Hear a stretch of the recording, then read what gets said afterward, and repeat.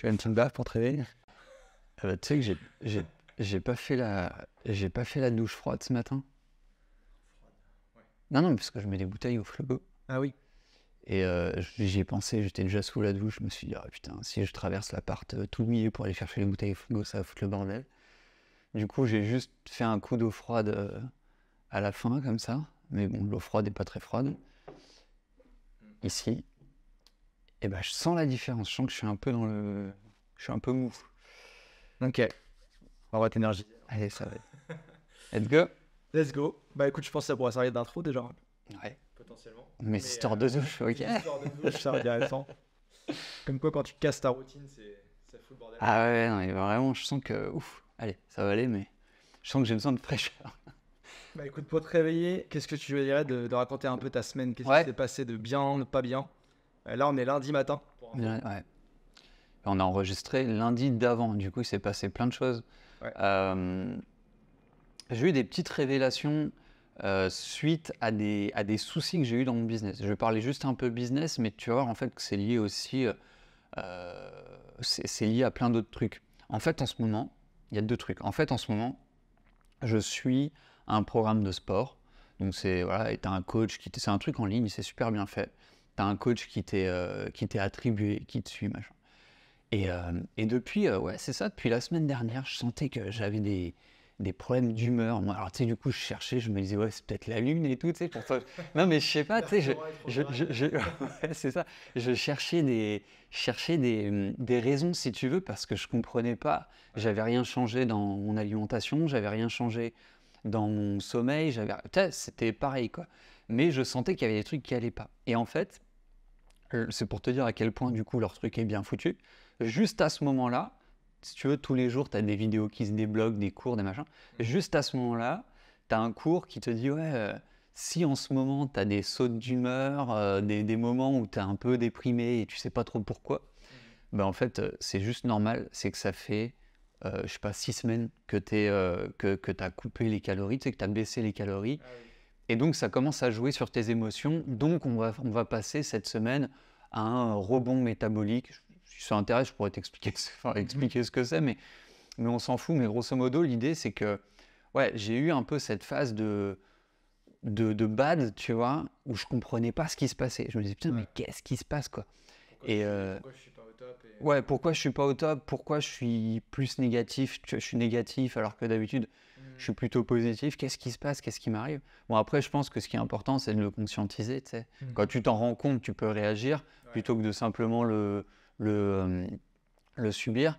Et ouais, non, du coup, c'était intéressant voilà, qu'on me dise directement, les mecs sont bons quand même, tu vois. Les mecs sont bons, quoi, tu vois. Incroyable, ouais, mais à 2 jours près, quoi, tu vois, c'est fort. Et Oui, si j'aurais pas pu te le dire avant ou amener ça non, avant, si ça t'a un peu- en fait, ils l'ont dit avant. Je te dis, le truc, c'est qu'ils l'ont dit avant. C'est moi qui regardais les vidéos un peu tard, tu vois. Mais grosso modo, c'était déjà anticipé, donc voilà. Donc voilà. Donc déjà, il y a eu ce premier truc où il a fallu un peu s'accrocher. Donc ça a été un peu les montagnes russes émotionnelles sur le début de semaine dernière. Et puis j'ai un autre truc niveau business. Alors ça, je vais pas rentrer dans les détails parce que voilà. Mais ce qui est intéressant, grosso modo, c'est que j'ai un concurrent un peu agressif, c'est le moins qu'on puisse dire, et, qui m'a fait pas mal de tort sur la semaine passée. Alors c'est pas très grave, mais grosso modo, le truc, c'était voilà. Après, les mecs sont bons, mais le problème, moi, voilà, je te le joue, je te mets carte sur table. Moi, ce qui me pose problème, c'est qu'en fait, quand tu maîtrises le marketing, vendre en racontant des mensonges, si tu veux, en disant n'importe quoi, c'est facile en fait. Et surtout dans des périodes comme aujourd'hui, tu sais, les gens ont besoin d'espoir. Tu vois, c'est un peu compliqué en ce moment. Ouais. Donc faire des promesses, c'est pas très compliqué. En fait, ce qui est difficile, c'est pas tellement de vendre n'importe quoi, c'est de tenir ses promesses. C'est ça qui est difficile, savoir un produit qui est suffisamment intéressant pour que tu puisses lui associer des promesses vendeuses. C'est ça qui est difficile. Et donc juste faire des promesses, tu vois, trompeuses, on va dire, c'est pas très compliqué. Et les mecs m'ont fait pas mal de tort avec ça, notamment, enfin je rentre pas dans les détails, mais grosso modo ils m'ont fait sauter, tu vois, quand même plusieurs ventes en l'espace d'à peine un peu plus d'une semaine, quoi. Du coup, en vendant du rêve ou en te dénigrant? Non, en vendant, en fait, c'est-à-dire que Parce qu'il y a les deux aussi. non, la plupart des gens, tu vois, qui rejoignent un programme, généralement, ils font leur étude de marché. C'est normal et c'est heureusement. Donc, en fait, ils vont prendre rendez-vous avec un petit peu toutes les écoles, tu vois, tous les programmes, et derrière, ils vont faire leur choix. Le truc, c'est que eux, grosso modo, disent aux personnes qui prennent rendez-vous avec eux, on est les seuls à pouvoir t'apporter ça sur le marché, chose qui est fausse, tu vois. Et à la fin, par contre, il faut que tu prennes une décision tout de suite, parce que sinon, la réduction qu'on te fait aujourd'hui en appel, elle va sauter, tu vois. Donc, jouer là-dessus. Et derrière, j'ai des personnes qui annulaient leur rendez-vous avec moi parce que le rendez-vous arrivait après. Et au début, je ne le comprenais pas. J'ai posé des questions, j'avais aux prospects, si tu veux, j'avais des retours je me disais quand même, c'est bizarre.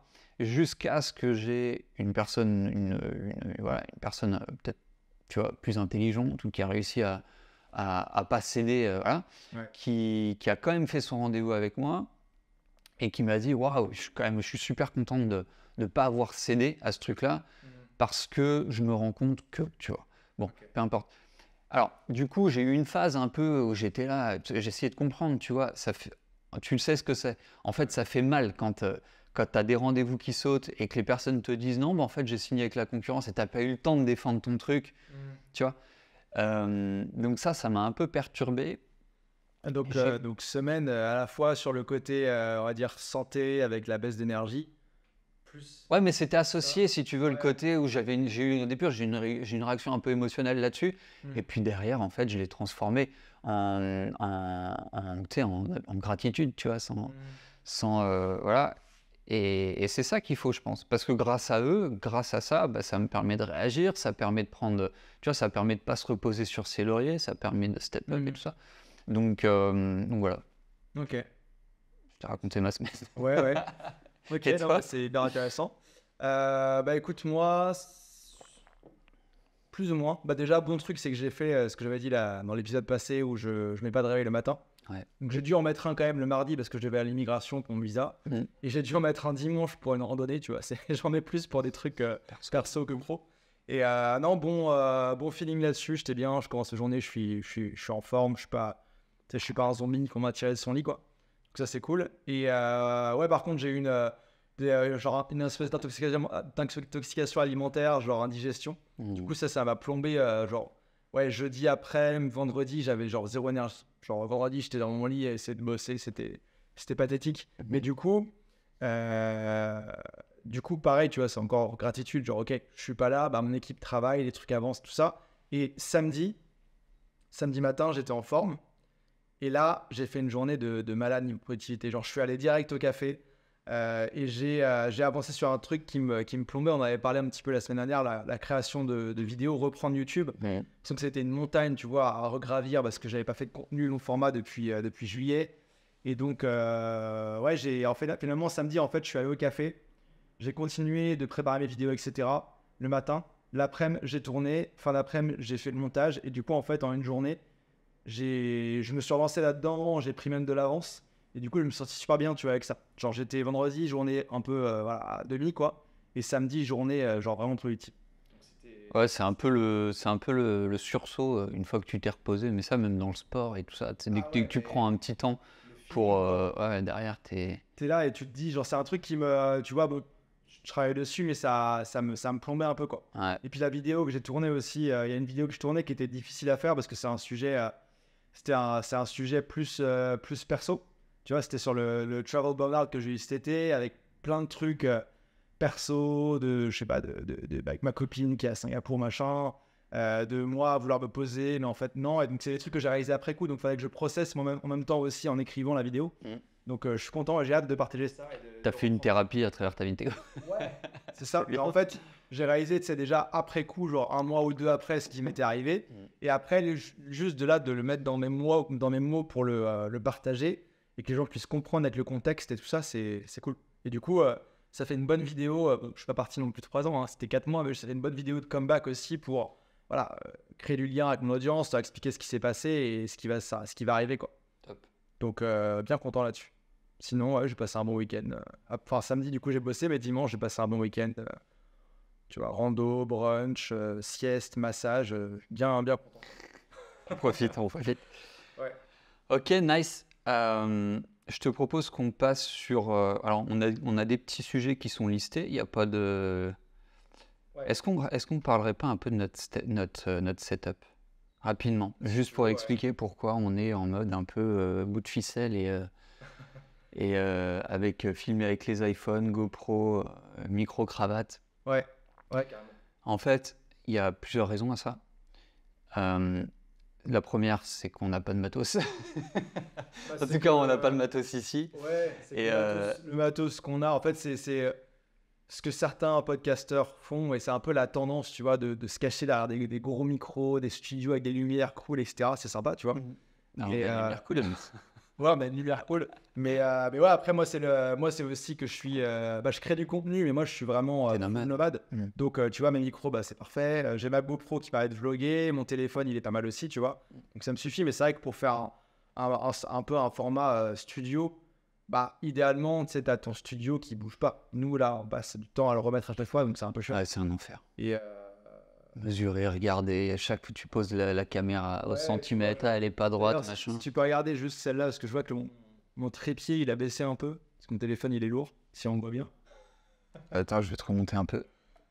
Ouais, voilà, c'est du bidouillage, mais en fait, c'est pour remettre aussi l'accent sur le truc, c'est que pour nous, les paillettes, l'apparence et tout ça, bien sûr que c'est important d'avoir une bonne qualité et que ce soit bien regardable et tout ça, mais on n'est pas non plus dans la superficielle, quoi.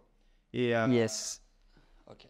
et pour nous, c'est plus important que le contenu soit là plutôt qu'on le fasse derrière un micro-shirt comme il faut, etc. Même si Ouais, c'est sympa, ça. tu vois. Et tu vois, j'ai un pote youtubeur, je crois que tu l'as pas rencontré, qui a enfin, il vit de ça, tu vois. C'est vraiment, tu sais, le format créateur de contenu qui vend juste qui vend rien, mais qui vit juste de ses vues. Ouais. Donc c'est des mecs, voilà. Et Des pubs, quoi. hein? Des revenus publicitaires. Ouais, c'est ça. Ouais, c'est ça. Non, mais il en vit vraiment bien, quoi. Donc vraiment impressionnant et rapidement. Sa chaîne, elle a 2 ans. Il faut vraiment. Et du coup, on parlait un petit peu de ça et il me disait un truc qui est important. Tiens, d'ailleurs, ça pour les personnes qui font du YouTube, ça peut être intéressant. Il me disait un truc qui est important, c'est que ton audience voit aussi les efforts que tu fais pour eux au fur et à mesure que ta chaîne évolue. Donc, ouais, c'est ça. Donc, en fait, si tu démarres avec tu vois, un studio hollywoodien, quelque part, tu peux pas aller plus haut. Qu'est-ce que tu peux faire pour aller plus haut? Alors, tu sais, à chaque... Ça va être... Voilà. Putain, on est vraiment... voilà. Non, mais qu'est-ce que tu peux faire? Tu vois, c'est-à-dire, si en fait, ça va te demander un énorme effort pour step up un tout petit peu si tu pars de trop haut. Alors que nous, si on part de très bas, et chaque petit effort va être remarqué et ça sera bien. Mais tu vois, en fait, je trouve aussi que en fait, ça me saoule de mettre l'accent trop sur la technique et les caméras, les machins. Si tu mets ton focus là-dessus, tu le mets moins aussi sur le contenu et le fond de ce que tu fais. Et il y a plein de gens, genre, bon, nous, c'est pas trop notre cas, des amis à nous, peut-être pas, mais il y a plein de gens, ils vont se dire, ok, je peux pas lancer YouTube, il faut que j'ai mon réflexe, ma caméra, mon gros micro, parce que mon youtubeur préféré, il a ça. Mais en fait, ton youtubeur préféré, il a peut-être commencé avec son iPhone comme tout le monde, avec un micro-cravate branché qui se débranchait une fois sur deux. Et en fait, il y a plein de gens, c'est vrai pour la création de contenu, mais aussi pour le freelancing ou l'entrepreneuriat, tu vois. Il y en a, ils se disent, ok, si j'ai pas le dernier Mac, je me lance pas, tu vois. Ils se mettent plein de barrières. Et je pense que ça, c'est un peu une barrière qu'on peut se mettre aussi assez facilement, quoi. Ouais, c'est une façon de procrastiner, mais c'est facile. Enfin, tu sais, honnêtement, je pense qu'on l'a tous fait, un truc comme ça, un moment ou un autre. Tu vois. Ouais, mais même la perte de temps que ça peut être, tu vois, de comprendre comment bien paramétrer ton super appareil photo, puis en lançant un projet. Est-ce que tu as vraiment intérêt à dépenser 2000 balles en matos quand tu te lances? Pas forcément, tu vois. Parce que le retour sur investissement, tu sais pas ce que ça a donné. Et ouais, c'est vrai que... C'est ça, en fait, c'est ça, c'est un investissement. Ouais. C'est un investissement. Quand tu crées du contenu, et c'est pour ça d'ailleurs que pour les gens impatients, c'est compliqué, et moi j'en fais partie, c'est que c'est un investissement. Tout le temps que tu passes aujourd'hui, c'est un pari sur l'avenir et tu sais pas combien sera ton retour sur investissement, c'est compliqué à calculer. Et du coup, l'idée, en fait, la règle en investissement, une règle, c'est le meilleur moment pour commencer à investir, c'était hier, et le deuxième meilleur moment, c'est aujourd'hui. Je pense en fait c'est ça l'idée, quoi. C'est de se dire c'est juste aujourd'hui le meilleur moment. Et puis on apprend sur le tas aussi. Tu sais pas tes besoins aussi que tu auras. Genre mettons, moi quand j'ai commencé à faire des vidéos YouTube, j'étais nomade, tu vois, mais j'étais basé à Montréal. Genre assez rapidement, je me suis acheté un bon micro, j'avais le bras sur mon truc parce que j'avais une base, tu vois. J'avais mon ordi, je m'étais acheté une webcam et en fait en un clic je pouvais tourner. Mais en fait après je suis parti plus sur la route avec le Covid ou autre. Et je tournais des vidéos, j'avais mon trépied, tu sais, un peu de selfie stick avec mon téléphone dessus. Ouais, le Gorilla Pod, là. Ouais, un truc dans le genre, quoi. Ouais. Mais vraiment un truc comme ça. Et j'avais mes micros, j'avais un micro cravate à la base. Après, j'ai acheté cela, qui était déjà beaucoup mieux. Et en fait, parce que j'ai remarqué que ce qui marchait pour moi et ce qui me plaisait à faire, ce qui plaisait, c'était plus ces formats vlog ou alors guide nomade où je t'emmène, je te montre les destinations, quoi. Et donc, après, la deuxième step, c'était cette GoPro ici, tu vois, qui est une GoPro avec le micro intégré. Et là, directement, en un clic, je l'ai dans ma poche, je la sors, clac, je vlog. Plutôt que mon téléphone, il faut que je branche les micros, le trépied. T'as l'air un peu d'un con aussi, il faut le dire. La GoPro, elle est dans ma main comme ça. Personne ne sait que j'ai une GoPro, tu vois. Alors, t'as la main comme ça. Et de réduire les frictions, en fait, au fur et à mesure. Et je pense que, je sais pas toi, du coup, niveau contenu, comment tu vas t'organiser, mais je pense que moi, tu vois, si j'avais une base, là, oui, je me ferais un setup où j'ai mon ordi, j'ai mon bureau, etc. Et en un clic, je peux tourner, j'ai ma caméra branchée à mon ordi et tout. Mais étape par étape. Mais il faudrait que je te montre. T'as pas vu, je crois que t'as pas vu mon bureau. Non. Je te montrerai. J'ai pris un écran. Hein? C'est tout neuf aussi. Ouais, ça fait quelques semaines. Mais j'ai fait ça. J'ai pris un écran, tu sais, 27 pouces, truc de jeu vidéo, là, tu sais, qui fait un peu comme ça. Avec. Ah oui, c'est tout neuf, puisque je t'avais emprunté ton connectique, là.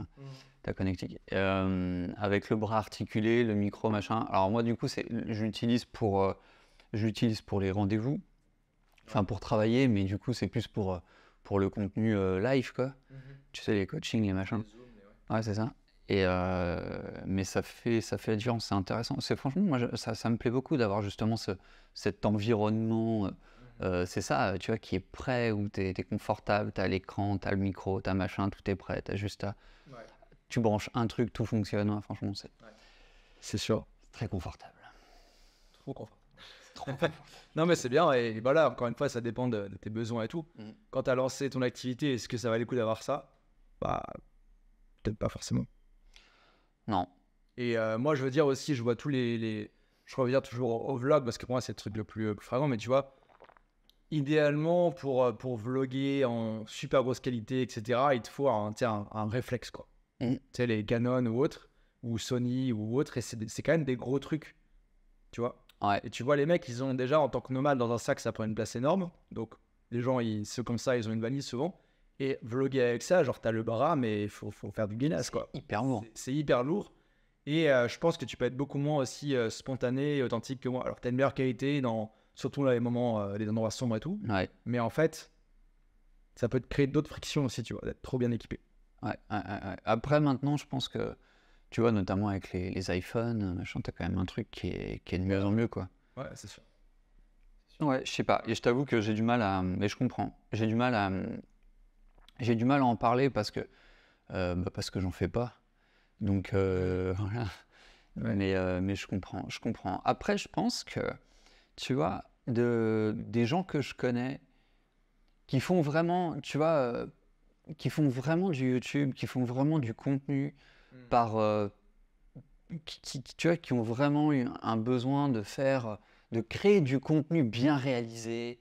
Les mecs, c'est des passionnés d'audiovisuel, tu vois. Et du coup, tu vois, step up leur matos, ça fait partie du truc, quoi. Ouais. C'est genre un kiff pour eux, quoi. Tu vois, à Noël, ils s'offrent un nouvel objectif pour juste changer, pour modifier la qualité de leurs vidéos, mais en fait, il n'y a qu'eux qui vont le voir. Il n'y a qu'eux qui le sauront, personne ne le verra. Mais mais ils sont kiffés parce que c'est des passionnés d'audiovisuel, tu vois. Et ça, je le comprends à fond, quoi, en fait. Tu vis ta passion, tu fais ton truc, tu as envie de changer de matos, tu as envie d'avoir...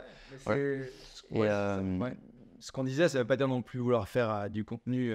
Enfin, même là, tu vois, si on a un peu un studio de fortune, on essaie de faire les choses bien quand même aussi, tu vois. Ça veut pas dire juste voilà, faire ça à l'arrache, mais oui, après, il y a le côté pour soi aussi, c'est clair. Ouais. Parce que pour step up, il faut connaître la technique du truc, il faut bien gérer tout ça. Yes. Donc voilà, tout ça pour se donner des excuses. Non, mais c'est important. Nous, justement, dans ce podcast, on parle de tout. Donc, on a été honnête sur le dernier épisode qu'on n'avait pas encore de nom. Et On n'a toujours pas d'ailleurs. On n'a toujours pas, ouais. Bah, j'ai mis ça dans les sujets du jour. Je sais pas si tu veux qu'on essaie de trouver un nom en live à un moment. Ouais, si on a des idées qui nous viennent. On verra si ça arrive dans la discussion ou autre. Je pense qu'on a pas mal de sujets assez cool à aborder aujourd'hui. On va pas faire nos devoirs avec vous. On verra si ça nous tente. Mais j'ai vu que tu as mis quelque chose aussi sur les... vu qu'on est un peu dans la productivité, outils, etc., sur les outils préférés. Ouais. Alors, je sais pas si c'est outils... déjà, qu'est-ce que c'est outils pour toi? Est-ce que c'est du matos, des logiciels? Est-ce que c'est pro? Est-ce que c'est perso? Moi, ça m'intéresse. Moi, je suis un gros... Pour le coup, tu vois, je suis technique, audiovisuel, ça m'intéresse, mais je suis pas le plus gros geek. Mais en outils, j'ai toujours été un gros geek d'outils et même jusqu'au côté genre vraiment négatif, obsessif. Quand je me lançais, je pouvais passer des heures à aller comparer des outils, tu vois, aller chercher les systèmes de productivité, etc. Et en fait, avec le recul, il y a beaucoup de débutants qui font ça, tu vois, mais je perdais du temps, je procrastinais comme ça. C'est comme aujourd'hui, tu as des gens, ils se lancent en freelance. Moi, je vois dans mes programmes, les mecs, j'ai mis une petite formation gratuite sur Notion, tu vois, parce que c'est important pour moi de savoir utiliser quand on se lance. Mais il y en a qui vont passer des semaines et des semaines si je n'arrive pas à l'heure là-dedans, tu vois. Et c'est clairement du outil, quoi. Ouais. Procrast-outil. Ouais, je suis d'accord là-dessus. Après, je pense qu'il y a deux écoles, quoi. Et je pense qu'aussi, on a tous un peu un mode de fonctionnement. Tu sais, alors, je suis pas... tu sais, je suis ni psychiatre ni neurologue, mais...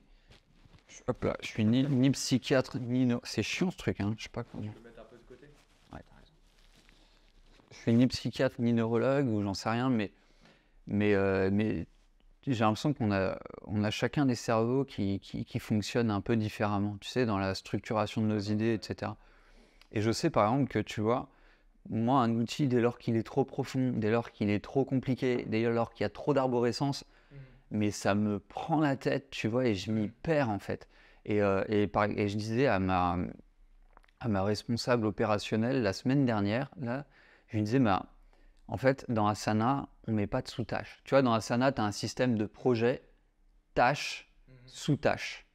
Ouais. Mais moi, pour sous-tâche, mais j'ai dit, écoute, voilà, on arrête les sous-tâches. Ouais. À la limite, on fait des sections dans les projets, c'est-à-dire qu'on va avoir une section préparation, une section je sais pas quoi, une section je sais pas quoi. Et là, on liste toutes les tâches, mais on arrête les sous-tâches parce que mon cerveau ne l'intègre pas, quoi. Tu vois, c'est-à-dire tout de suite, ça crée énormément de complexité, ça crée du stress, et c'est fini, quoi. Je me mets en off. C'est vrai que ça complexifie pas mal. Et c'est ça. Et c'est la raison pour laquelle, par exemple, Notion, j'ai beaucoup de mal. Notion, je vais l'utiliser pour des trucs vraiment très basiques, très simples. Mais le côté, tu vois, plus trou sans fond, puis sans fond, où tu peux rentrer dans machin, je comprends l'utilité, je vois à quel point ça peut être puissant, mais je vois aussi à quel point ça peut être de la merde et te mettre dans la merde, tu vois. Ouais. Et ça, c'est vrai qu'il y a beaucoup de personnes qui ne le voient pas, en fait, qui se foutent dans la merde tout seul à vouloir utiliser des Notion, à vouloir faire des trucs complexes, passer des semaines à construire des tableaux de bord. Il y a tout un effet de mode là-dedans, je pense, parce que ces outils-là, on voit pâter en marketing, parce qu'il y a des experts qui veulent te vendre leur formation là-dessus aussi. C'est la des marchés classiques, mais il y en a, tu vois, un jour, c'est Notion qu'il faut absolument utiliser. Si tu parles des Américains, c'est ClickUp is the only tool you need in your business. Tu vois, ça prend tout, ça remplace Google Drive, machin. Mais c'est dangereux parce que si tu mets tout là, après, t'es pris dans le truc et t'as plus ta flexibilité. Mais grave. Et c'est pour ça que Google Drive, c'est une tuerie. Alors, moi, et du coup, Google Team, machin, là, par contre, ça, pareil, ça me prend la tête. C'est clair. Ça me prend la tête, les histoires d'email, machin. Mais pareil, mais quelle merde. Bon, tu vois, je suis encore un peu émotionnel, c'est les calories. Ouais. Mais non, mais Mais du coup, ouais, l'idée, c'est juste un Google Drive. Moi, dans mon Google Drive perso, j'ai un dossier partagé. C'est le dossier d'équipe et on travaille avec ça. Ça marche très bien, c'est simple. Quand dans Asana ou dans Slack, il y a un truc à développer, on crée un document Google Doc et on réagit dessus. C'est tout, c'est bien, ça fonctionne bien, tu vois. C'est clair. Et sinon, ce que j'utilise, et ça pour moi c'est game changer, c'est alors c'est pareil, ça tu peux l'avoir sur Notion, mais c'est Dynalist, tu sais, ou Checklist, ouais, c'est ça. Ouais, Nouveau ça truc, c'est un autre. Moi, en fait, j'ai toujours, ça je comprends parce que moi j'ai toujours pensé un peu en bullet point, tu vois. Ouais, mais c'est Bullet point ou mind map, et finalement un mind map, tu peux le mettre aussi en mode bullet point. Hein. Ah mais c'est ça, mais sauf qu'en fait ça c'est pas partout quoi. C'est juste mieux. Ouais. Et aussi l'avantage, tu sais, c'est que tu peux vraiment passer une idée enfin tu vois, tu peux vraiment jouer avec tes idées. Et franchement, moi c'est bien. Moi dans mon Dynalist, tu peux créer aussi des dossiers. Donc j'ai un dossier journaling et dans le dossier journaling, j'ai un fichier de bullet point, tu vois, une liste si tu veux, quotidienne, chaque jour, tac, comme ça tu as le petit truc. Et ce que je voulais dire, c'est que les bons outils de mind map, tu vois, tu peux le faire en mode mind map classique. Et je sais pas, dans le mien, tu as un raccourci ou tu as un mode où ça te met toutes tes nodes là en format organisé, quoi. En liste. En mode Dynalist. Ouais, carrément. Ouais. Mais Dynalist le fait aussi. Sur la version premium, tu peux passer en mind map. Ah oui, ok. Ouais, mais c'est ça. Moi, c'est toujours le même genre de fonctionnement. Ouais. Mais après, les outils, c'est un vaste sujet. Là, on parle d'outils d'organisation et c'est vrai que Asana ou autre, hein, c'est fait pour la gestion de projet et tout ça. Tu vois, si tu utilises Notion pour ça, bah, faut que tu crées toi-même les boundaries, les trucs. Et moi, ça me saoule. C'est pas fait pour. Tu peux pas t'attribuer de trucs comme tu veux, etc. Et Asana aussi, il y a le côté hyper intéressant, c'est la partie commentaire. Et parce que, tu vois, plutôt que, mettons, j'ai besoin de quelqu'un, d'un feedback de quelqu'un sur un truc de mon équipe, voilà, sur lequel je bosse. Soit je vais le mettre dans Slack, je vais dire tiens Pierre, j'ai besoin d'un feedback là-dessus, est-ce que tu peux m'aider, quoi. Et du coup mettre le lien, lui réexpliquer ce que c'est. Soit je peux directement dans Asana taguer Pierre en commentaire, et directement il a tout le contexte qui va avec. Tu rates rien là-dedans? Non. Putain, moi j'en rate. Ouais, j'ai une façon de fonctionner un peu différente aussi avec mon équipe, mais c'est que moi, dans Asana, si tu veux que je réponde à un truc, faut que tu me mentionnes en commentaire. Et du coup, j'ai l'onglet, enfin le petit truc, la boîte de réception, où je vois que les trucs où je suis mentionné. Ok. Donc s'il ne me mentionne pas, il n'y a aucune chance que je le vois. Et c'est la règle, c'est le process d'équipe. Ouais, c'est ça, ok. Moi j'ai un peu tendance à, parfois j'en rate. Et dans Slack, pareil. Dans Slack, tu sais, là, quand Slack, c'est un enfer. quand tu réponds à un message, tu vois, réponse au message, parfois je scrolle, je me dis putain, mais attends, ou alors tu as l'outil Slack qui te dit deux non lus. Ouais. Et je sais pas où ils sont. Et je scrolle, je les cherche, je fais putain, mais il est où le truc, tu vois? Et donc je sais qu'il y a des messages que je vois pas, des réponses à des messages que je vois pas, mais j'arrive pas à les retrouver. Donc je me dis, bon, écoute, si c'est important, on en reparlera. Je pense que Slack, je ne rate pas trop de trucs, mais t'allais, ouais. Pareil, Slack, ça peut devenir le Far West aussi, quoi. En fait, dans Slack, je pense qu'il faut vraiment... Ouais, mais c'est ça. Dans Slack, il faut vraiment se répondre dans le fil, quoi.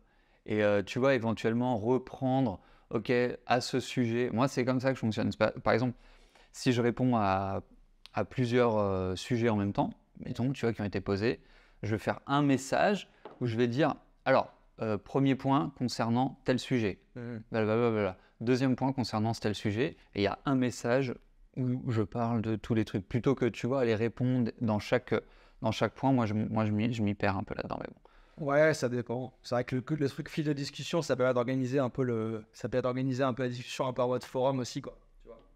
Ouais, ça permet surtout de rater des messages. Bah, moi, j'en rate pas, parce qu'après, tu vas dans Slack, dans fil de discussion, et tu vois tous les trucs, et c'est par thème, quoi. Il y a des thèmes qui vont se réduire en 3 messages, d'autres qui vont durer. Je pense que c'est une façon de comment tu ouais. un outil qui te convient. Je sais pas. Moi, je pense que t'en rates. C'est juste que tu le sais pas. Parce que dans le fil de discussion, quand j'y vais... Tant que tu les as pas lus, ça reste en non lu. Et moi, ah oui, moi, c'est pareil pour Slack et autres. Ah, faut te taguer. Je laisse beaucoup de trucs en mode. Non. Je laisse beaucoup de trucs aussi en mode non lu. Tu vois, je clique sur un message, allez, on se prend, et je fais non lu. Et je regarde plus tard. On peut faire ça dans Slack? Ouais. Comme sur WhatsApp. Sur WhatsApp, ouais, je savais. Ouais. Slack, moi, je fais ça. Ok, Et ok. après, moi, idéalement, Slack aussi, c'est. Idéalement, c'est un outil où l'équipe va plus collaborer, tu vois. Moi, le moins... Enfin, moi, j'ai dit ça à mon équipe aussi, tu vois. Slack, me taguez pas partout, quoi. C'est pas, je dois pas être dans l'opérationnel. Donc, s'il y a vraiment des trucs importants, on en parle pendant nos points d'équipe. Ou alors, ça devient une tâche Asana, c'est vraiment un truc, voilà. Mais idéalement, Slack, voilà, j'y suis pas beaucoup, quoi. Ok, d'accord. Ouais. Et peut-être juste pour finir sur les outils, parce qu'après ça peut devenir peut-être... Ouais, là, on parle que d'outils de productivité, mais il y a tous les outils perso. Moi, il y a un truc qui m'intéresse, c'est au niveau... Toi, je sais que t'es assez branché technique. C'est un truc que t'aimes bien. Pendant longtemps, j'étais un peu un anti-outil qui fait tout, tu vois. Ouais. En me disant, si tu fais tout, c'est que tu fais rien très bien. Et je suis revenu un peu là-dessus. Donc, nous, dans notre cas, vu qu'on a des écoles, des formations, quoi, Ouais. ça va être, par exemple, les outils, les outils qui intègrent la plateforme de formation, la plateforme de marketing pour héberger les tunnels, les pages, éventuellement le site, éventuellement même le blog, tu vois, pour le contenu, l'autorépondeur, ouais, c'est ça. Et tout ça, et j'étais complètement anti ça aussi parce que j'avais des expériences un peu pourries et aussi parce que les outils étaient pas ouf, tu vois, il fallait peut-être aussi le temps que ça évolue et j'en suis revenu. Et aujourd'hui, j'ai migré sur un outil tout en un et moi ça me soulage de fou. Ouais. Toi, comment t'es là-dessus? Je comprends. Et c'est marrant, il y avait une discussion dans un groupe entrepreneur, je fais partie là, sur des gens qui ont des business, formation, coaching, infoproduits, etc. Et dans un WhatsApp, et il y a quelqu'un qui se lançait là-dedans et qui demandait est-ce que vous êtes plutôt outil tout en un ou outil un peu fait maison, quoi, avec différents trucs. Et ce qui est marrant, c'est qu'il y a vraiment de tout. Et du coup, dans le WhatsApp, c'est des gens qui ont plutôt des gros business, tu vois. Et la conclusion du truc, c'est outil tout en un, si tu veux pas du tout, enfin, si tu pars de rien et que t'as pas envie de te faire chier avec la technique et à maintenir un truc, etc., bah c'est bien. Ça coûte plus cher en général, c'est moins flexible, mais si tu es à l'aise avec ça, parfait, quoi. Ouais, ça coûte plus cher, mais au final, Hmm. ça coûte moins cher. Je suis perturbé parce qu'il y a la lampe là-bas qui envoie des SOS. Je pense que tu as quelqu'un qui doit faire des interférences, venez me sauver ou je sais pas quoi, mais qui fait du morse. Mais ouais, alors je pense que ça coûte plus cher. Moi. Ouais, bah, peut-être, mais moi, en gros, j'ai un système plus... je connais pas mal les systèmes parce que j'ai bossé dessus avec des clients, je sais que toi aussi et tout ça. Et en fait, moi, j'ai pré-lancé mon programme Freemote en 2019. J'avais pris Podia. J'avais pris l'essai gratuit. Je me dis, si ça continue, si ça marche, je le garde. Et en fait, je l'ai gardé pour la première cohorte, pour me focuser vraiment sur le contenu accompagnement pour créer le programme. Et après, une fois que c'était créé, je me dis, attends, si je veux les features de machin, de ce truc, etc., ça coûtait, je sais plus, 80 € par mois. À l'époque, pour moi, c'était no way, quoi. J'aime le site, le machin. Et du coup, à ce moment-là, en fait, j'ai regardé un peu ce qui se faisait dans le marché en mode plus maison. Parce que aussi, je suis plus à l'aise avec ça. Je suis pas développeur, mais je bidouille, quoi. Et c'est à l'époque que moi, j'ai pris un truc avec le panier d'achat Thrivecart. J'ai créé un sous-domaine WordPress. J'ai intégré ActiveCampaign, etc. Et différents outils. Et puis même, on a amélioré tout le système aussi il y a 1 an. Et en fait, dans ce système-là, tu as beaucoup de frais que tu payes en amont. Et je sais que tu étais aussi dans ce mode-là. Ah oui, carrément. Et après, tu as des outils, dépendamment les outils que tu vas payer en continu, c'est typiquement ton autorépondeur. Ouais. Dépendamment de ce que tu prends. Et moi, en fait, la beauté de mon truc, c'est que tous les outils sont intégrés, quoi. Genre, quand quelqu'un achète sur Thrivecart, ça lui donne accès, ça le met dans une liste email, etc. Donc, j'ai pas besoin de Zapier ou d'autres pour ça, c'est fait par défaut, quoi. Et oui, l'outil d'autorépondeur, le prix augmente dépendamment de la taille de ta liste email. Ouais. Sauf que moi, le fait d'avoir un truc custom, sur mon plateforme de formation, je suis hyper flexible. Genre, on a créé un job board pour les personnes de mon réseau qui veulent poster des missions pour les gens que j'ai formés. Donc ça, tu peux pas le faire avec une plateforme tout en un. Pourquoi? Parce qu'elles n'ont pas ces features-là. Que si elles n'ont pas les features, tu peux pas ajouter un plugin spécial, quoi. Ça, on a ajouté d'autres trucs aussi. Tu vois, on pourrait mettre un forum en place. Et moi aussi, vu que c'est mon métier, le marketing automation et tout ça, je me sens vite limité dans les outils tout en un. Tu vois, pour le email marketing, moi, ActiveCampaign, c'est un peu le cœur de mon business, quoi. Les automations qui permettent de faire ci, de faire ça. C'est relié aussi à plein d'autres outils. Et oui, c'est un coût tous les mois, tu vois, mais c'est pas le genre de truc sur lequel je voudrais économiser, en fait, tu vois. Ok. Limite, c'est vraiment un truc où le ROI est énorme et limite incalculable, quoi. Ok. Parce que ça permet de maintenir la relation avec les leads, avec les gens de mes plateformes, de les suivre, de tout ça. Donc ça veut dire que là, si demain, Ouais. mettons, demain, tu migres tout sur, par exemple, l'autorépondeur simple d'un Kajabi, tu vois, ou d'une plateforme tout en un, comme ça, où tu as la possibilité de faire des tunnels, d'ajouter des tags et de retirer des tags, tu vois, tu as des fonctionnalités simples. Tu estimes que ton chiffre d'affaires chute? Euh, Déjà, il y a toute la partie, il faut le mettre en place si tu migres un truc. Ouais, non, mais. Donc voilà. Je pense qu'à court terme, si on fait bien les automations importantes, non. Mais à long terme, je pense que oui. Ok. Parce qu'on n'aura pas le même suivi depuis longtemps, parce que c'est ça, c'est en place depuis fin 2019, tu vois. Donc le suivi de tous les gens, tous les tags, les actions qui sont prises, etc., c'est tout dans le système, tu vois, c'est à la base. Et en exportant, je vois mal comment tu peux aller consolider tout ça ailleurs, quoi. Et il y a tous les systèmes de suivi de clients aussi. Tout l'historique, tu vois, je sais que le copywriter avec qui on travaille... Ouais, mais là, tu parles d'historique. Mais si, par exemple, parce que ces outils, ils te permettent d'avoir un historique. Mais si on était capable de migrer tout ton historique, toute ta liste, tout ton historique sur un outil tout en un. Ouais. Moi, aujourd'hui, non. Parce que ce que j'ai, en fait, c'est pour moi, il y a un truc que j'ai, justement, par rapport aux outils, un truc qu'on m'a conseillé et que j'ai incorporé par rapport aux outils, etc. C'est genre, if it isn't broken, don't fix it, tu vois. Et aujourd'hui, ce que j'ai, ça fonctionne très bien. Et j'ai pas de raison d'aller changer autre chose, quoi. Ok. Moi, ce qui me prenait la tête, justement, avec le système où tu as plein d'outils un peu partout, c'est que justement, avec WordPress, tu as toujours des mises à jour à faire. Tu as toujours des trucs. C'est automatique. Ok, ouais, c'est peut-être que je suis pas très bon.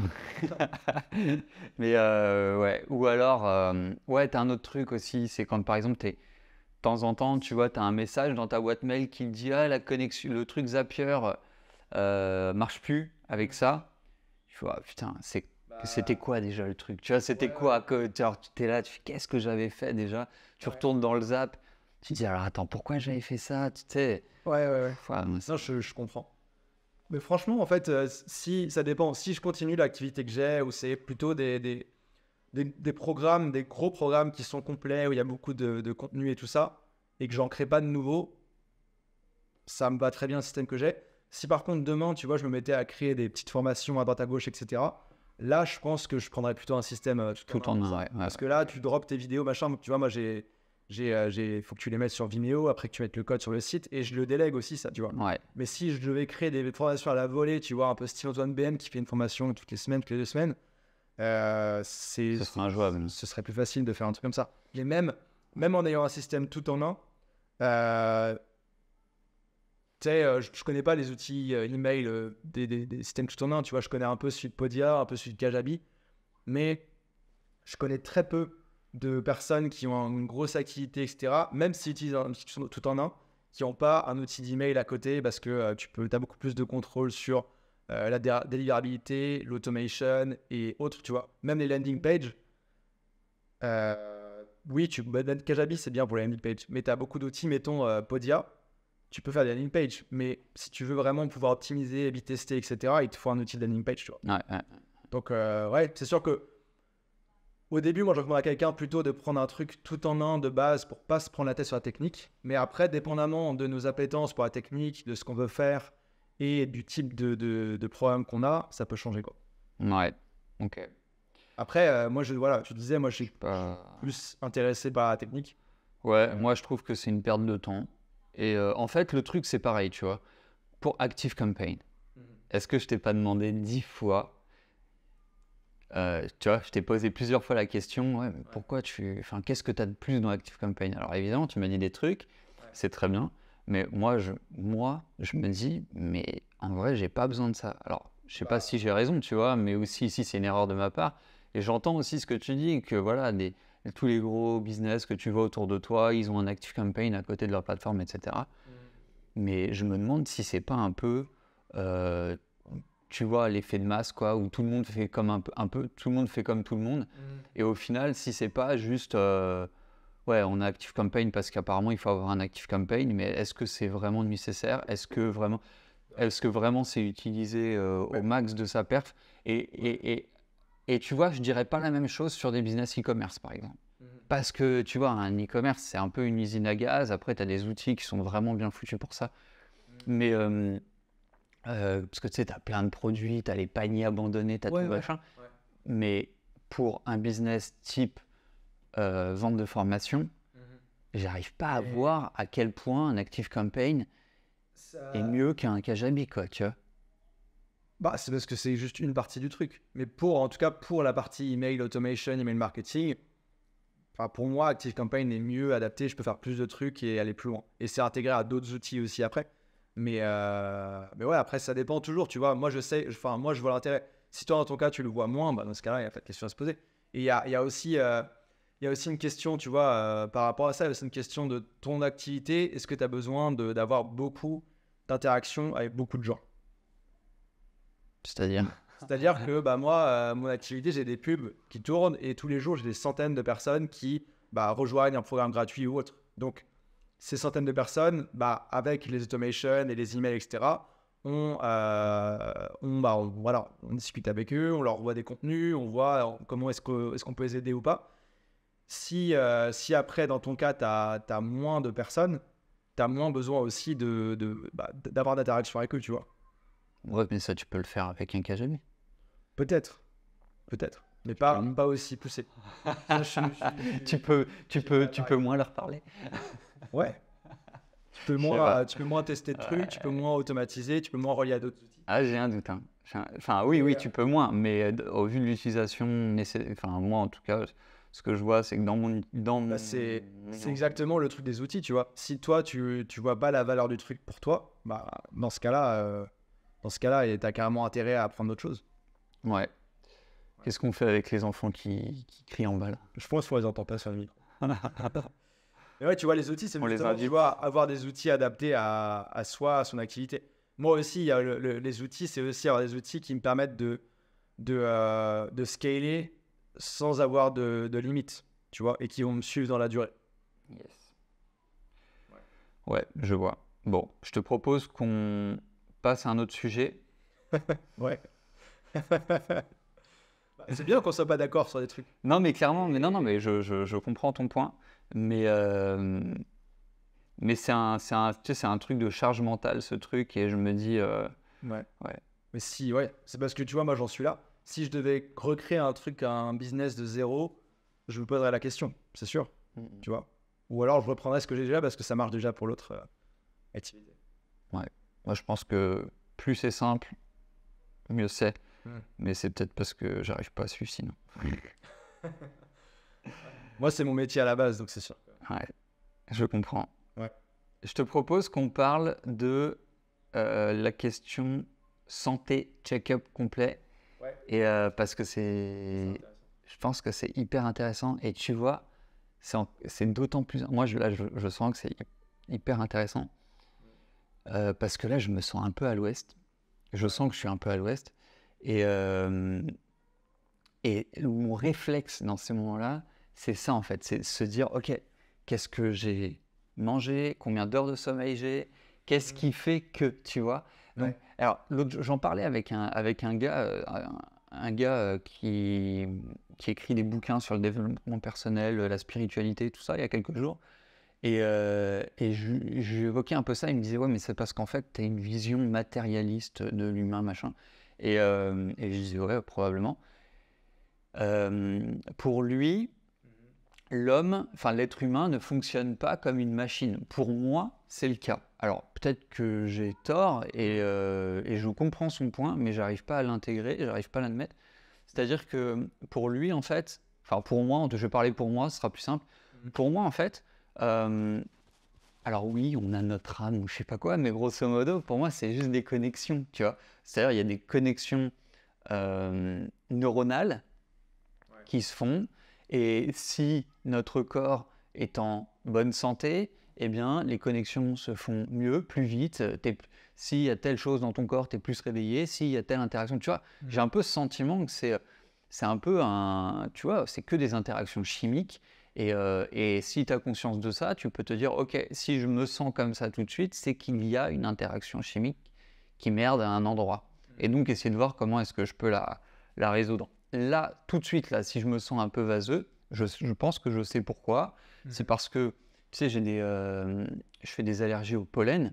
Et là, c'est la mauvaise période. Donc, du coup, je prends des médicaments, tu sais, des cachets, là, des antihistaminiques ou je sais pas quoi. Ouais, et ça te rend un peu... voilà. Et du coup, je me dis, voilà, c'est l'interaction chimique qui fait que... du coup, pourquoi je te dis ça? Parce que je pense vraiment que ce check-up, la santé dont on a parlé, moi, je l'ai fait il y a 7 mois. Check-up complet, j'avais même demandé à faire, parce qu'en fait, c'est par tranche d'âge, tu sais. T'as pour les 30 ans, les 40 ans, les 50 ans. J'avais demandé à faire tu vois, genre, il me disait, mais ouais, c'est ça, je voulais tout faire. Pour avoir des tests plus poussés. Alors, ouais, j'ai tout fait sauf la coloscopie, je voulais. mais sinon, voilà, avoir des tests maximum, des tests, enfin voilà, au max, et ça aide vachement. Ouais. Et là, cette semaine, j'ai fait food intolerance. Enfin, la semaine dernière, food intolerance. Ouais. Non, mais ça, c'est un sujet hyper intéressant. Il faut que je m'y mette d'ailleurs, parce que je suis encore là pendant 2 semaines et quelques. Ouais. En fait, pour le contexte, c'est en Thaïlande. Je pense que ça se fait partout, mais à différents tarifs. En Thaïlande, tu peux faire des tests complets. Genre, ils te font, je sais pas ce qu'ils te font, prise de sang, urine, tout le kit. Et ils peuvent aussi faire des tests d'effort, des tests des os, etc. pour te dire, ok, un peu ton niveau de santé actuel. C'est un bilan de ce que tu as. Ce à quoi il faudrait faire attention, ce qui est ouvert. Et donc, tu as le test complet. Après, tu as le test aussi donc des aliments. Je pense que ça fait peut-être partie de tests plus complets que tu as aussi. Tu as le test aussi de micronutriments. Enfin, tu as plein de tests que tu peux faire. Ouais. Et on parlait, Adrien, il l'a fait, je ne savais même pas. Et je parlais des entrepreneurs à une conférence là où j'étais à Bangkok. Et il y a beaucoup de gens qui sont vachement là-dedans, quoi. Des Américains qui viennent là et ça coûte pas cher. Tu vois, je sais pas, c'est quoi? C'est 300 € le check-up complet, 400 €? Non, c'est moins cher. C'est moins, je sais plus exactement. Et j'avais recherché dans mes mails, parce que je communique par mail avec le centre où je vais, et j'ai pas retrouvé le prix, mais je crois que c'était dans les 200 €.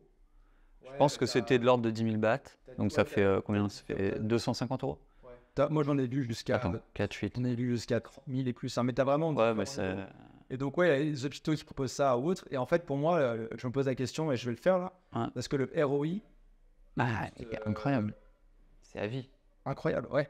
Genre même juste si on prend le truc que tu as fait là, des... Food intolerance, ça c'est plus cher. Ça c'est dans les 500 €. Ouais, mais tu vois, 500 € aujourd'hui, ok?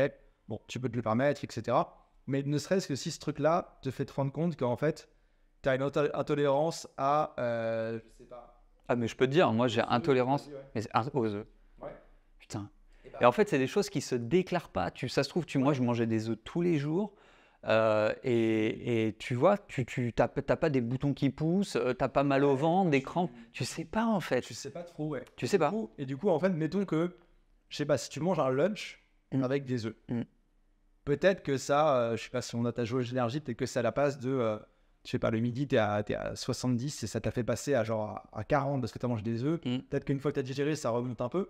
Mais en fait, cet écart de 30% ou peu importe, tu vois, si en fait tous les jours tu mangeais les œufs le midi ou le soir ou autre, bah en fait cumulé, L'exemple le plus simple, tu vois, c'est si, mettons, tu facturais des prestations et que tu pourrais en faire moins à cause de sa route. En fait, en énorme. quelques semaines ou en quelques jours, c'est rentabilisé, quoi. Ah non, mais t'as un retour sur Et investissement, c'est tout à fait. énorme, il faut le faire. Ouais. Mais il faut le faire. Donc, T'as ça, mais en plus, tu découvres vraiment des trucs, hein. Enfin, je veux dire, que tu soupçonnais pas, mais c'est juste des choses, voilà, quoi, tu manges. Tu sais, on dit que l'intestin, c'est le deuxième cerveau. bah, moi, je l'ai vu quand j'ai eu mon intolérance, là, j'étais zéro énergie. J'étais KO. T'as zéro énergie, ouais, c'est ça. T'as le cerveau qui n'arrive pas à s'activer. Il y avait un livre il y a quelques années que j'avais lu, mais je m'en souviens plus. Mais bon, ça peut être intéressant de le conseiller ou même de le relire. Enfin, honnêtement, je me souviens plus de rien. Donc, j'ai pas d'apprentissage de ce livre-là, mais je sais juste que c'était intéressant. C'était Le charme discret de l'intestin. Ça s'appelle. Et si je dis pas de conneries, c'est une. Il me semble que c'est une femme qui a eu des problèmes, qui a eu des problèmes ou dans sa vie ou quelqu'un de proche ou je sais plus quoi, et du coup qui s'est penchée à fond sur l'étude de l'intestin, qui a découvert énormément de choses et qui les retransmet. Voilà. Et pour dire voilà, à quel point en fait l'intestin c'est hyper important pour notre productivité, pour notre bonheur, pour notre succès, pour tout en fait. C'est fondamental. Et quand tu comprends ça, tu te dis ok. Donc en fait, ça veut dire que de temps en temps, ou tous les jours peut-être, je mets du poison. En fait, c'est exactement, mais c'est un peu ça. C'est exactement comme si tu disais, bon bah, je vais quand même pas boire de l'alcool ou prendre du crack. Si j'exagère, tu vois. Je vais pas prendre du crack, parce que c'est pas bon pour mon cerveau et que je pourrais pas. Ou tu sais, par exemple, je vais pas boire le matin de l'alcool parce qu'après j'ai une journée de travail. Problème. Ah mais je caricature, mais tu vois, je vais pas boire de l'alcool le matin parce que derrière j'ai une journée à gérer. Parce qu'après mon cerveau il va être complètement à l'ouest. Ben, en fait c'est la même chose. C'est-à-dire ça se trouve si tu manges des œufs le matin et que tu es intolérant aux œufs quelque part, tu vas peut-être pas avoir tu vois, l'effet un peu... voilà, mais au final c'est le même problème. Donc je pense que c'est un putain d'investissement. Et bon, les œufs, à voir si tu es vraiment fan d'œufs, etc. Mais mettons, tu vois, moi je pense que je vais faire aussi les tests. Mettons que je suis intolérant au lactose, ce que je soupçonne. Moi j'ai ça, Tu vois, le lait. lactose, bah, je pense qu'au de base, c'est un peu toxique pour les humains, je crois, un truc comme ça. Mais qu'on le tolère plus ou moins. Mais moi, je vois quand je vais en France, quand je mange du fromage, j'ai des boutons et tout. Tu vois, je sais qu'il y a un truc. Quand même, quand je prends un latte au matcha, je vois que mon énergie. Mais voilà. Est-ce que pour autant, je vais arrêter de manger des pizzas qui est mon plat préféré? Je pense pas. Mais je le mangerai peut-être le soir quand je suis dans un contexte, tu vois. Mais j'en mangerai peut-être plus le midi. Tu vois. Ah, mais c'est ce que je me dis aussi. Et puis tu as des niveaux aussi d'intolérance. Attends, je vais te montrer. Tu as des niveaux d'intolérance aussi. C'est ça qu'il faut voir. C'est-à-dire que, en gros, ce qu'ils te disent dans le test, c'est que tu as test report, c'est ça. Tac, faut que je mette. Alors, attends, faut que je mette mon mot de passe. Tu envoies un document protégé et tout, c'est bien. Ouais, parce que si tu sais ça après. Non. Et en fait, tu as des niveaux. En fait, jusqu'à 30, entre 25 et 29, 24 et 29, c'est une unité de mesure de je ne sais quoi, mais qui mesure justement. Attends, hop. Qui mesure ton degré d'intolérance. Tu vois rien. Tac. Jusqu'à 24-29, c'était borderline. Donc moi, par exemple, j'ai les pistaches. Attends, c'est quoi? Les noix de cajou, ce genre de truc. Ça, c'est le borderline. Et là, tu vois, alors c'est le blanc d'œuf. Mais j'ai un niveau d'intolérance qui est de 100. Ça, c'est le maximum. Et sachant qu'à partir de 30, tu es intolérant. Mais j'ai une amie avec qui je parlais de ça, elle a fait aussi un test comme ça. Elle, sur les œufs, elle est à plus de 200. Donc, tu vois, ça reste relatif, en fait. C'est-à-dire que l'aliment auquel je suis le plus intolérant, c'est pas non plus un truc où, attention, c'est hyper... Donc, tu peux aussi jouer avec ça. Tu vois, par exemple, le lait, il est où? Le lait de vache, non, tu l'as quelque part? Ah, putain, c'est 94. Tu vois, 94, bon, c'est beaucoup, c'est largement au-dessus de 30. Mais quand tu sais que pour certains, tu es à plus de 200, etc., si de temps en temps tu manges un peu de fromage, ça va pas te tuer, tu vois. Après, tu peux choisir aussi les moments où tu le... Mais tu découvres des choses, genre les cacahuètes. Tu as plusieurs pages comme ça, excuse-moi. Tu as 200 aliments, donc là, tu as tous les trucs que tu peux manger. Après, ils sont ici, là, ils sont classés par groupe. Donc là, tu as tout le dairy, On voit que egg. l'étage et eux, c'est pas ouf, quoi. Dans les catégories. Ouais, moi, c'est pas ouf. Après ça, tu vois, tu peux le mettre sur ton frigo. Tu as même après. T'as le barley, je sais plus ce que c'est. T'as un truc rouge, tu vois, dans une catégorie. Où ça? Tu vois, t'as les moules qui ressortent là. Ouais, moules, huîtres. Ok. Et j'ai mangé des moules la veille de recevoir ce truc. Putain. Et les moules à Chiang Mai, c'est osé. Ouais, j'aime pas trop normalement, mais bon. Et là, après, tu vois, ils te font même une petite fiche. Après, tu peux choisir quelle fiche tu affiches sur ton frigo. Mais là, tu as ta petite fiche récap. Tout cela, Je les ai mis elle est 3 à 6 mois. Pour reconstruire un peu ta tolérance. bah, je sais pas. Je sais pas. Non, après, là, je dois prendre rendez-vous avec le médecin. C'est compris dans le package. Donc, je vais y aller cette semaine, je pense. Ok. Et c'est hyper intéressant. Et voilà. Là, et l'autre test que tu as fait complet, il t'a apporté des trucs aussi précis dans ton quotidien ou pas? Ouais. Dans mon quotidien, ouais. Enfin, ok, Adrien, t'en es là. Bah, en fait, tout allait bien. Ouais. Pour le coup, tout allait bien. Ce qui est une bonne nouvelle. Ce qui est une bonne nouvelle. Après, c'est un truc, tu vois, moi, ça, par contre, c'est un truc que je veux faire tous les ans, quoi. Alors, voilà, c'est un truc que je veux faire tous les ans pour surveiller. Le seul truc où là, ça a été cool, c'est qu'elle m'a dit, c'est tout bête, mais elle m'a dit d'aller faire vérifier ma peau, d'aller voir un dermato parce que j'ai beaucoup de grains de beauté. Ouais.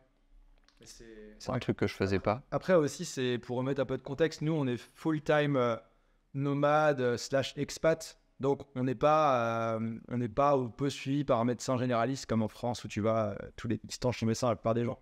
Donc, c'est important aussi je pense, pour nous, après quelques années à barouder sur la route, tu vois, de faire un petit check. Et, ouais. Mais ces sujets, c'est hyper intéressant. Et enfin, c'est un truc que je remarque, tu vois, si on faisait des corrélations, etc. Moi, ce que je vois, c'est beaucoup de gens qui font ces tests-là, qui font attention à leur santé pour être en forme généralement et être productif. C'est les entrepreneurs pour qui, en fait, être plus productif te donne plus de liberté, plus de revenus. Si tu fais ça en tant qu'employé, par exemple, bah, tu as peut-être moins de contrôle sur ce que ça te permet de faire dans la vie au fur et à mesure. Tu vois. Genre, en fait, Tu vois moins le retour sur investissement? Ouais, parce que, mettons, nous, je sais pas, de faire ça, par exemple, toi, je sais pas, tu vends des consultations à 250 €, mettons, je sais pas si c'est le prix ou quoi, mais mettons ça, de l'heure, bah, en éliminant les œufs de ton lunch, tu peux en faire 3 plutôt que 2 par jour, tu vois, dans le genre. Ouais. Voilà. Donc, t'as un retour direct, c'est un exemple un peu à la con, mais mettons que tu es employé où tu peux espérer une augmentation de, je sais pas, 3 à 10% max tous les ans. Ouais. C'est beaucoup moins à court terme, tu vois. Alors, tu vas peut-être être mieux dans le quotidien. Ouais. Mais ça va pas avoir Ouais, je le vois. Alors, en fait, je trouve que... Bon, alors là, tu sais, sans rentrer trop deep, mais pour moi, en fait, c'est deux choses. C'est-à-dire, je pense que ça c'est des moyens de rationaliser l'achat. Le truc, c'est-à-dire que si tu te dis, par exemple, parce que le fond du fond, c'est être en bonne santé, c'est vivre mieux, plus longtemps. Enfin, tu sais, c'est juste vivre, en fait, quoi. Non, mais c'est vrai, c'est juste vivre. Je veux dire, si tu es en meilleure santé, alors même si tu as un emploi de, tu vois, 8h, 17h, 9h, 17h, mettons, bah, si tu es en meilleure santé, oui, tu vas être plus productif au travail, machin, mais à partir de 17h, ta vie, elle va être meilleure aussi. C'est vrai. Tu vois? Je pense que c'est juste au ROI. Ouais, et ça, je pense que c'est juste un moyen de confirmation. C'est un moyen rationnel de confirmer un choix émotionnel. Et je pense qu'en fait, c'est juste ça, tu vois. Si je te dis, mettons, tu as un salaire de 1500, 1800 € par mois, tu dois payer ton loyer à Paris, il ne reste plus rien, tu vois. Enfin, clairement, j'exagère, mais tu vois, c'est un peu ça. Tu as des frais, tu as des machins. Bah, tu te dis, ok, alors là, les gars, ils parlent d'un truc de food d'intolérance alimentaire. Ça coûte 500 balles. Est-ce que je vais mettre 500 balles là-dedans pour être plus heureux, tu vois, enfin, pour avoir machin. C'est difficile, je crois que c'est difficile en fait de mettre de la... C'est pas facile pour tout le monde, je dirais plutôt, de mettre de la valeur là-dessus, en fait. Et donc, effectivement, un bon moyen de le rationaliser, c'est quand tu es entrepreneur, c'est de te dire, bah, en fait, je vais avoir un ROI, donc ici, je fais cette dépense, derrière, je vais le récupérer. Mais pour un salarié, pour quelqu'un, tu vois, qui voit pas directement comment il peut récupérer l'argent qu'il va dépenser, je pense qu'il faut trouver des moyens. Il faut trouver des moyens à se dire que... Ouais, c'est sûr. Mais je pense, tu vois, par rapport au truc entrepreneur ou autre, c'est en fait, c'est un peu, je trouve, le même principe qui fait que, genre, mettons que t'es entrepreneur, Ouais. et que t'as une soirée avec des potes. Genre, des potes t'invitent à aller boire des coups jeudi soir, tu vois. Genre, comme un classique. Bah, en tant qu'entrepreneur, tu vois, je vais peut-être y aller, mais je sais en fait que si je bois trop, ou que je me couche trop tard, etc., ça va directement impacter ma productivité du lendemain, et donc ça va mettre du retard dans les projets, etc. Alors que quand j'étais employé, tu vois, au Canada, il y a les jeudis soirs, il y a les 4 à 7, 5 à 7, où tout le monde du bureau va boire un coup, machin. Et du coup, tout le monde, le vendredi, arrive au bureau hangover, mais en fait, tu t'en fous un peu, parce que ça remet pas en cause directement ton travail, tu vois. Ouais, Tu si. n'es pas payé Ok. en conséquence. Tu vas pas être rétribué en conséquence. Ouais, c'est ça. Alors Si c'est justement, une je fois, pense si que c'est c'est une question de une fois. perspective. Ouais, ouais. Non, mais En je veux fait, dire, je pense que c'est une... différent. Ouais, mais je crois que c'est une question de perspective. Si toi, tu étais comme ça, moi, j'étais comme ça. Hein. Mais c'est juste qu'en fait, tu ne voyais pas Je me posais pas la question. construire une carrière. Non, parce que tu peux être aussi dans une... Ouais. En fait, et ça peut être un problème soit de recrutement de la part de l'entreprise qui te recrute, soit de management de la part de l'entreprise qui te recrute. Tu vois, pour moi, hein, à savoir, en fait, si ton seul retour, c'est juste ton salaire à la fin du mois et tu te dis, bah, en fait, demain, je ne serai pas bien au boulot, bah, c'est pas grave parce que j'aurai quand même mon salaire, quelque part, c'est qu'il y a quelqu'un qui a mal fait son job, soit le manager, soit le recruteur. Tu vois, et peut-être les deux, voilà. C'est eux qui t'invitaient à boire des coups aussi. Dans le cadre de moi. Mais. Il fait mal son boulot. Alors. Ouais. Non, mais genre c'est- ça, en du fait, coup, t'es t'as invité pas à de- ça, t'as le côté un peu team building, mais si ça Ouais. joue sur ta journée du lendemain et du coup tu fais moins bien ton boulot, mais c'est pas grave parce que t'as ton salaire à la fin du mois, tu vois mon point. C'est-à-dire, je pense qu'il y a un bug quelque part en fait. Ouais, mais c'est. Ouais, je suis d'accord. Ça veut dire qu'en fait, Mais t'es c'est motivé par un truc de merde, Mais quoi. même, je pense que tu as beaucoup moins intérêt, on va dire, professionnellement, personnellement, tu as toujours intérêt, mais à être au top, tu disais, tu vois, que l'être humain a une machine à optimiser, etc. Tu as beaucoup moins intérêt à être au top de ta forme que quand tu es entrepreneur, parce que tu as un retour beaucoup plus court terme, tu contrôles tous tes paramètres. Mais c'est là que je suis pas d'accord. Ah ouais, ok. Non, je suis pas d'accord parce que d'abord, l'entrepreneur, les retours n'est pas forcément court terme, il est peut-être plus visible, mais en fait, ça dépend de tes perspectives. C'est-à-dire que, franchement, tu as des salariés, les mecs, alors évidemment, ça va être moins, tu vois, mais les mecs, ils sont focus, quoi. Dans certains domaines, c'est no way, quoi. Ils ont l'ascension en tête et ils pensent, enfin, tu vois, parce qu'il y a une perspective. C'est peut-être ça aussi le problème. C'est qu'aussi, dans le salariat, les perspectives, elles sont quand même vachement moins perceptibles, tu vois. C'est plus difficile de se projeter. Ouais, ok, bon, je serai peut-être manager dans 5 ans. C'est chaud, quoi. Alors que, par contre, tu vois, les jobs où tu as des bonus, tu ne fonctionnes pas pareil. Ah bah si tu es en mode... Moi, bah, j'étais dans la gestion de patrimoine. Alors moi, j'étais dans un cabinet. Bon, c'est de la vente de produits, hein, c'est commercial, hein, gestionnaire de patrimoine. Calmons-nous. Moi, je m'en suis aperçu un peu tard, mais bon, tant pis. En fait, le truc, c'est que tu es commissionné sur tes ventes. Mais je peux te dire que les mecs, il n'est pas question de perdre une journée dans la semaine, quoi. Tu vois, parce que ta journée, elle peut te rapporter 500, 1000 euros, tu vois, en tant que c'est beaucoup, quoi. Et du coup, ok, dans ce cas-là, si t'as en fait, t'as une corrélation entre tes revenus ou ton augmentation potentielle et tes perspectives, en fait, ouais, c'est ça.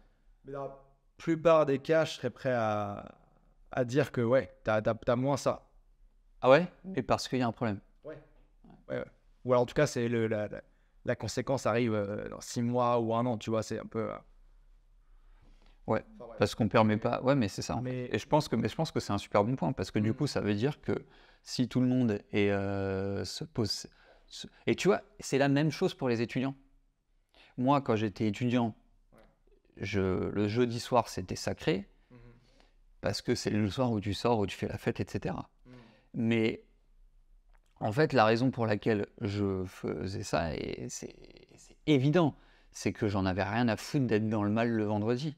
Ouais. Je m'en foutais, tu vois. La question que je me posais, c'est est-ce qu'il y a des TD demain? Parce que tu sais, tu devais pointer, et en fait, les TD, c'était le truc où c'était les petites classes là, où ils relevaient ton nom, il fallait que tu sois là. Mais sinon, pour les cours magistraux, tu allais pas et c'était pas grave, tu vois. Mais la raison, c'est qu'en fait, je voyais pas de perspective à ça. Ouais. Tu vois, je savais pas pourquoi j'étais là. Mais si tu sais pourquoi tu es là, tu as les étudiants en médecine. Moi, tu vois, je pense, j'ai une amie en tête là, elle était en médecine, elle était focus. Je peux te dire que le jeudi soir, il n'y avait pas moyen d'aller se torcher, quoi, tu vois. Ah, donc c'est si pas si t'es aligné, si t'as un objectif et un. Ouais, c'est si tu as des raisons, en fait, Et je pense que du coup, d'évoluer. c'est aussi pour ça que moi, je vois qu'il y a beaucoup d'entrepreneurs qui s'intéressent à ça aussi. C'est parce que peut-être que eux, ils sont driven et plus ils vont optimiser ça, plus ils vont réussir à avoir de résultats et continuer leur chemin, quoi. Parce qu'un entrepreneur, c'est quelqu'un qui a des perspectives. Ouais, c'est ça. Non, mais je pense que c'est ça. Quelqu'un de T'as dit passionné, là-dessus, quoi. Ouais, c'est ça. Et tu disais un truc intéressant au tout début de ce sujet, c'était de l'humain comme voilà, un peu machine, tu vois. C'est ma vision, Ouais. mais je suis pas convaincu Ouais. par ça. Mais je pense que moi, mon avis là-dessus, c'est qu'il faut. Enfin, tu as tout intérêt à optimiser ton quotidien, sommeil, nourriture, sport, etc. Ouais. Déjà pour rester en bonne santé. Parce que quand t'es pas en santé, moi, tu vois, genre vendredi, le jeudi, j'étais bien, et vendredi, j'étais au fond du trou, tu vois. Tu te dis, putain, c'est chiant. Ouais. Donc, rester au maximum en bonne santé et faire tout ça. Mais. Et avoir une routine dans la plupart des jours du quotidien par rapport à ça. Mais pas non plus être trop standardisé par rapport à ça. Parce que pour moi, je pense que l'être humain, tu vois, on a besoin d'un peu de funky, de différent dans la vie de tous les jours, tu vois. Ouais. Et Bah, ça, c'est une question hormonale, ça. Donc, Ouais. c'est pour la machine. ouais, je sais pas, tu vois, mais je parlais tout à l'heure avec un ami qui mange tous les trucs, tous les jours, le même truc, tu vois, tous les soirs, il mange son truc et son poulet, le même plat, du même resto. Il disait, ouais, je me surprends à commander d'autres trucs, tu vois, parce que j'en ai marre, quoi. Ouais. Et je comprends. Ouais, je comprends. La variété et tout ça. Et aussi, tu vois, par exemple, bien sûr. Moi, je fais du sport. Tu vois, genre, les matins de semaine, je fais jeûne intermittent. Enfin, nuit et matin.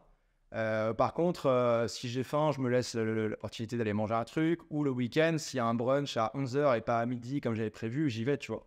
Ouais. Donc, c'est la plupart du temps être régulier, mais se laisser un peu des zones de flex, quoi. Ouais, non, mais je suis d'accord. Parce que On moi, est pas des machines. j'ai déjà, tu vois, on parlait de productivité, des fois, en mode genre, ok, mon calendrier, il est tout rempli de trucs, etc. Ça va être une semaine parfaite, productif, je vais créer du contenu, etc. Tu vois, au final, tu te réveilles le matin, bah en fait, t'as pas envie de tourner de vidéo YouTube, t'as envie d'avancer sur un projet. Bah, moi, je suis un peu mon envie du moment, tu vois, pour être productif. Parce que me forcer à créer du contenu, typiquement, quand j'en ai pas envie, je sais que ça va pas, je vais pas prendre de kiff. On en parlait à l'épisode dernier. Ouais. De deux, je vais être moins motivé, etc. Et au final, le résultat final, c'est que je vais être moins bon, moins passionnant, moins impliqué dans le truc, tu vois. Ouais, ok. Et que je préfère faire typiquement je sais pas, mettons, moins de contenu, mais du contenu où j'ai kiffé et je sens que je suis bon dans mon truc, plutôt que toutes les semaines, tous les jours, créer du contenu et voilà. Moi, il y a aussi ce côté-là. Donc, tu vois, pour moi, il y a le côté, oui, on peut optimiser la machine et faire des tests, etc.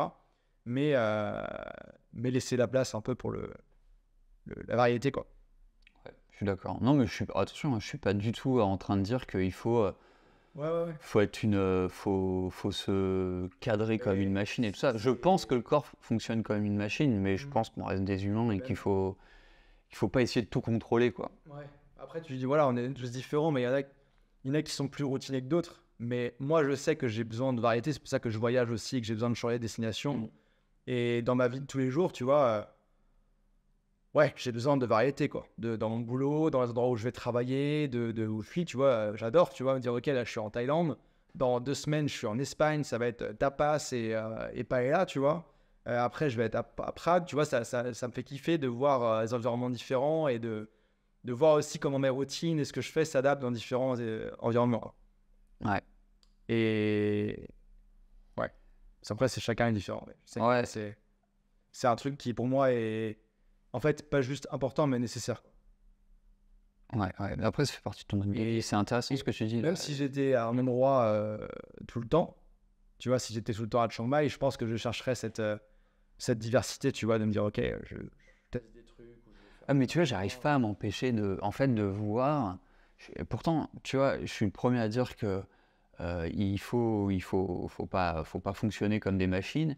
Mais j'ai toujours ce truc au fond où je me dis, on reste des machines, quoi. Et j'arrive pas à me séparer de ça, c'est terrible, hein. Mais tu vois, quand tu me parles de diversité, en fait, je pense que la diversité, justement, c'est ça, en fait. permet de sécréter des hormones. Alors, je ne sais pas si c'est de la dopamine ou tu vois, de la nouveauté, le côté un peu dopamine qui est sécrété lorsque tu as de la nouveauté, tu vois. Mais, mais du coup, je le rapporte encore à un truc chimique. Et clairement, clairement, tu le vois, je veux dire, même en termes de créativité, quand quand je voyage, parce que moi maintenant je suis beaucoup plus sédentarisé, je reste beaucoup plus à Chiang Mai et puis je voyage de façon beaucoup plus ponctuelle. Lorsque je voyage, je vois bien, tu vois, que la créativité est décuplée, qu'il se passe plein de choses, etc., parce qu'il y a de la nouveauté. Alors, du coup, j'ai aussi une autre théorie là-dessus. C'est en fait le côté... alors ça, du coup, ça n'a rien de scientifique. Mais c'est comme ça que je le vois, tu sais. C'est ce côté un peu où on vient bousculer les habitudes. C'est-à-dire que si, par exemple, j'ai l'habitude que dans mon appartement, il y a ça ici, la télé là, le machin là, la table là, le machin. Quelque part, mon cerveau est capable de fonctionner sans se préoccuper de ça. Et du coup, il se conforte dans un mode de fonctionnement tu vois, qui est un peu standardisé au bout d'un moment, quoi. C'est-à-dire, tac, voilà. Et dès lors que tu bouleverses son environnement, eh bien, il est obligé de se réadapter à d'autres choses. Et du coup, le mode de fonctionnement change un petit peu. C'est pas du tout scientifique, mais tu sais, tu as toujours un peu cette espèce d'image en tête, tu sais, où tu modélises un concept. Et moi, ce que je vois, en fait, c'est un peu... regarde, imagine un flipper. Tu vois, si tu as un flipper, donc dans la machine, le jeu, le flipper, là, tu as des obstacles un peu partout qui sont mis à des endroits. Si tu tires... Alors, dans la vraie vie, ça me contredirait, mais en gros, on va dire, si tu es capable de mettre la boule exactement au même endroit à chaque fois et que tu tires exactement de la même force la balle et que tu la lâches, elle va toujours faire exactement, elle va rebondir au même endroit, elle va taper au même endroit, elle va faire les mêmes rebonds, elle va finir au même endroit, tu vois. C'est un peu comme ça. Ouais. Et du coup, dès lors que tu changes un peu les meubles de place, tu vois, dès lors que tu changes un petit peu les trucs dans le flipper, tu vas tirer de la même façon et là, il va se passer quelque chose de complètement différent. Moi, c'est un peu comme ça que je le vois. Et quand on vient, tu vois, bouleverser l'environnement, bah, ça vient bouleverser un peu le chemin de pensée qu'est la bille, en fait, dans ta tête, quoi. Ouais. Et ça permet d'ouvrir de nouvelles perspectives. Donc là, les scientifiques en PLS. Ouais. Mais c'est après, je pense que ça dépend aussi vachement de ce qu'on fait, si on a besoin d'être créatif ou pas, tu vois. Et de toute façon, encore une fois, c'est un truc, il faut chacun trouver son équilibre là-dedans. Mais ouais, je sais que moi, j'ai besoin de diversité, de changer des trucs, quoi.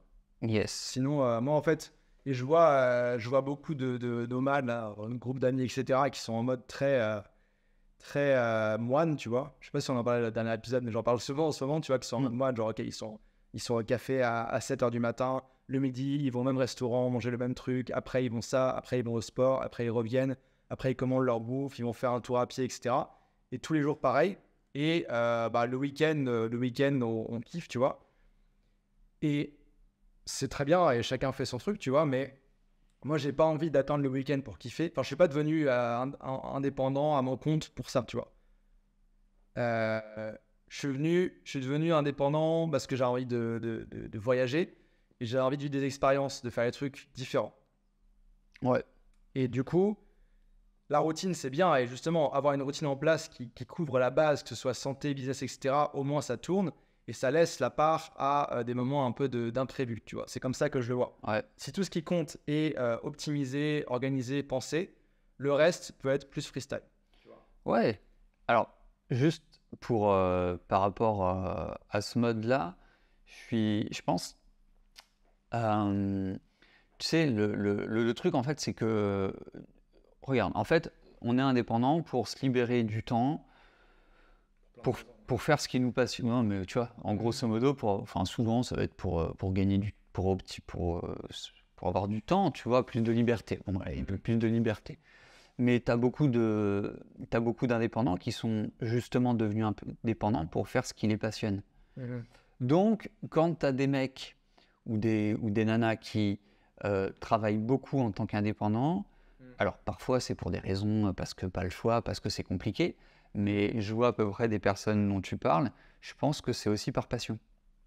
C'est-à-dire qu'ils ont le choix aujourd'hui de faire tout le temps ce qui les passionne. Ouais. Et donc, du coup, bah, la journée, quand, tu vois, quand la journée est finie. Et c'est ça, en fait. Regarde, qu'est-ce que tu ferais? Le truc, c'est que c'est la question que tu te poses. Qu'est-ce que tu fais si tu as du temps libre? Bah, moi, je sais que, bon, bah, aujourd'hui, ça évolue un peu, mais dans les trucs que je fais quand j'ai du temps libre, ça va être me former sur des sujets marketing ou business. Pas à 100%, je fais d'autres occupations, si tu veux. Mais ça peut en faire partie, tu vois, et je trouve ça cool, tu vois, lire un nouveau livre sur tel truc, sur la psychologie de machin et tout. Et je pense qu'en fait, ouais, t'as des personnes qui sont en mode moine, mais elles kiffent juste, tu vois. Elles sont dans leur truc où enfin, elles ont la possibilité de faire toute la journée ce qu'elles kiffent. Ouais. Et moi, je trouve ça beau. Et après, après on évolue. Hein. Ouais, c'est ça. Je pense que ce mode-là, On ça va change. vraiment. Ouais, c'est ça. Et surtout en freelance. Je trouve que c'est un peu différent aussi encore. Ça va vraiment, mais au bout d'un moment, je pense qu'il faut aller. Je pense que ça finit par évoluer, quoi. Ouais, je pense que ça évolue. Après, j'ai envie de te dire, tant mieux pour qui ça évolue pas, parce que ça veut dire, tu sais, plus tu restes longtemps focus et concentré sur une seule passion, et meilleur t'es, quoi. Mais tu vois, moi, j'ai eu ces phases-là aussi, où j'étais en mode beaucoup de boulot et tout. Mais j'ai toujours essayé de garder cette partie kiff dans mon quotidien, tu vois. Typiquement, je sais pas, quand il y a un moment, j'étais au Mexique, j'étais sur la côte Pacifique à Puerto Vallarta. J'étais dans un co-living, je m'étais fait 2-3 potes, etc. Et je mettais un point d'honneur, tu vois, tous les jours à aller faire une marche sur la plage, aller le midi faire un petit tour dans les marchés locaux, le soir aller faire des trucs pour le sunset, tu vois, même si après retourner bosser ou autre, mais au moins d'incorporer tous ces côtés kiff et genre profiter de la destination où t'es plutôt qu'être sur dans un café dans mon quotidien, parce que sinon je me dis bah je pourrais être à quoi bon, ouais. Ouais, et ça m'est arrivé des fois de me dire des trucs genre attends, genre je sors du coworking après une journée, il est 19h30, t'as les yeux rouges comme ça là, et 19h30 t'es pas sur ta journée, tu sors mais putain ouais en fait je suis au Portugal, il y a un mec qui joue du fado à côté, je l'ai pas vu de la journée, tu vois. Ouais. Si t'avais été à Paris, c'était la même, quoi. Ouais, et du coup il y a ce côté là, après je pense que ça dépend des destinations aussi, il y a des destinations qui sont confort, calme, pas cher, où tu vas là-bas aussi pour ça. Mais après, c'est des perceptions différentes de pourquoi est-ce qu'on est devenu nomade, moi, et indépendant, tu vois. Depuis 2012, mon rêve, c'était de devenir nomade. Donc, j'ai testé des trucs, finalement, c'était en étant freelance que j'ai réussi à le faire. Mais du coup, quand je suis devenu freelance et que j'ai bougé, bah, il y a toujours eu ce truc nomade où je vais pouvoir modeler ma vie, kiffer au fur et à mesure et me faire des expériences, quoi. Ça ne veut pas dire que je ne vais pas bosser, mais je vais incorporer ça dans mon quotidien. Ouais. Pour moi, c'est important aussi mon activité pro, bien sûr. Mais c'est important de faire du sport, des machins, etc. Et je les fais plus passer, j'essaie de plus de les faire passer après le boulot, tu vois, mais de l'incorporer au fur et à mesure. Je sais que toi aussi. Ouais. Je pense que c'est des phases où on évolue aussi par rapport à ça. Ouais, je pense que On se découvre des passions. En fait, c'est une question de priorité, quoi. Ouais. Où sont nos priorités? En fait, c'est ça la question. Ouais. C'est est-ce que ça fait partie de tes priorités que tu as choisies ou est-ce que c'est une contrainte? C'est ça. Si c'est une contrainte et que tu le fais parce que tu n'as pas le choix, bah, ça c'est dommage. Si ça fait partie de tes priorités que tu as choisies à ce moment-là, enjoy, quoi. Et ça dépend aussi vachement de l'activité qu'on a, tu vois. Genre moi, je sais qu'aujourd'hui, bah, je suis créateur de contenu, formateur, chef d'entreprise. Je peux pas bosser sur des trucs comme ça une journée de 10 heures de suite, tu vois. C'est juste pas possible, il y a trop de trucs, trop de stratégies, trop de prise de recul, etc. Si je vais par exemple créer du contenu, ce que j'ai fait samedi, je peux te faire une journée 9h, 19h, sans pratiquement de pause, focus dans mon exécution de ça, tu vois. Parce que la création de contenu, le concept, je l'ai déjà préparé avant. C'est ça aussi la différence. Mais je pense que ça dépend aussi vachement si tu es en mode genre plus exécution, on va dire, avec moins de stratégie, de créativité ou autre, bah, tu peux peut-être plus avoir ce mode-là. Mais ouais. Et ça c'est un vrai sujet. Tu vois, de plus en plus, j'ai l'impression que, tu vois, au plus tes responsabilités augmentent d'une certaine manière, hein, au plus tes compétences augmentent. Donc, en fait, en gros, au plus tu as besoin de ton cerveau, au plus tu as besoin de réfléchir dans ton activité. Et là, je parle pour moi. Au moins, tu as de marge de manœuvre dans ta journée pour travailler, tu vois. Mais c'est un truc de fou et c'est ultra frustrant, quoi. Enfin, pour moi, en tout cas, je suis tellement frustré parce que si je me mets sur un truc, tu vois, vraiment important, Donc, je vais devoir me focus. Mais derrière, ma journée, elle est cramée, tiens. Elle est cramée, quoi. Ouais. Vraiment, j'ai tout grillé en une cartouche. Et du coup, bah, le jeu, c'est de choisir quelle cartouche je vais mettre dans le... Tu vois, parce que je sais qu'une fois qu'il y en a une qui est partie, c'est fini, quoi. Mais ça, pour moi, c'est extrêmement frustrant. C'est de voir aussi les choses que tu peux faire en mode, genre, tu dois faire en mode full deep work pour qu'ils te prennent l'énergie, et les choses qui sont un peu plus de routine et de check, tu vois. Genre, typiquement, moi, j'essaie, je sais pas toujours sur c'est exact, mais j'essaie le matin d'être plutôt sur de la création de contenu, ou alors vraiment du marketing, mais des trucs qui sont demandants, tu vois. Ouais. Ou des stratégies à faire, de la réflexion stratégique. Et l'après-midi, c'est là où, avec le fuseau horaire ici, où j'ai mes meetings d'équipe, où je vais aller répondre aux commentaires sur Asana, aller faire un tour dans Slack, checker mes mails, tu vois. Mais de m'assurer que voilà, j'ai mis ça en amont, comme ça, ces trucs-là qui donnent l'énergie sont gérés. Et je sais qu'après, certains cas, je vais être un légume, tu vois. Si, genre la dernière fois, la semaine dernière, quand on a fait l'épisode ensemble lundi, on est sorti, t'étais fatigué. Ouais. Mais tu vois, on s'est aussi dit, bah voilà, waouh, lundi, il est midi, on va manger, on a déjà tourné le premier épisode d'un podcast, tu vois, et c'est parti, quoi. Ouais. Et du coup, c'est aussi modeler sa semaine en fonction. Ouais, je suis d'accord. Je te propose qu'on bascule sur un sujet qui n'a rien à voir, mais c'est une question que j'ai envie de te poser. Ok. Tu sais, on a toujours l'habitude de parler même tu as fait plein de contenus là-dessus, géniaux, au passage, sur, par exemple, tu en as fait sur Chiang Mai, sur Osaka, sur le Japon, tu en as fait sur... Les guides nomades, tu veux dire.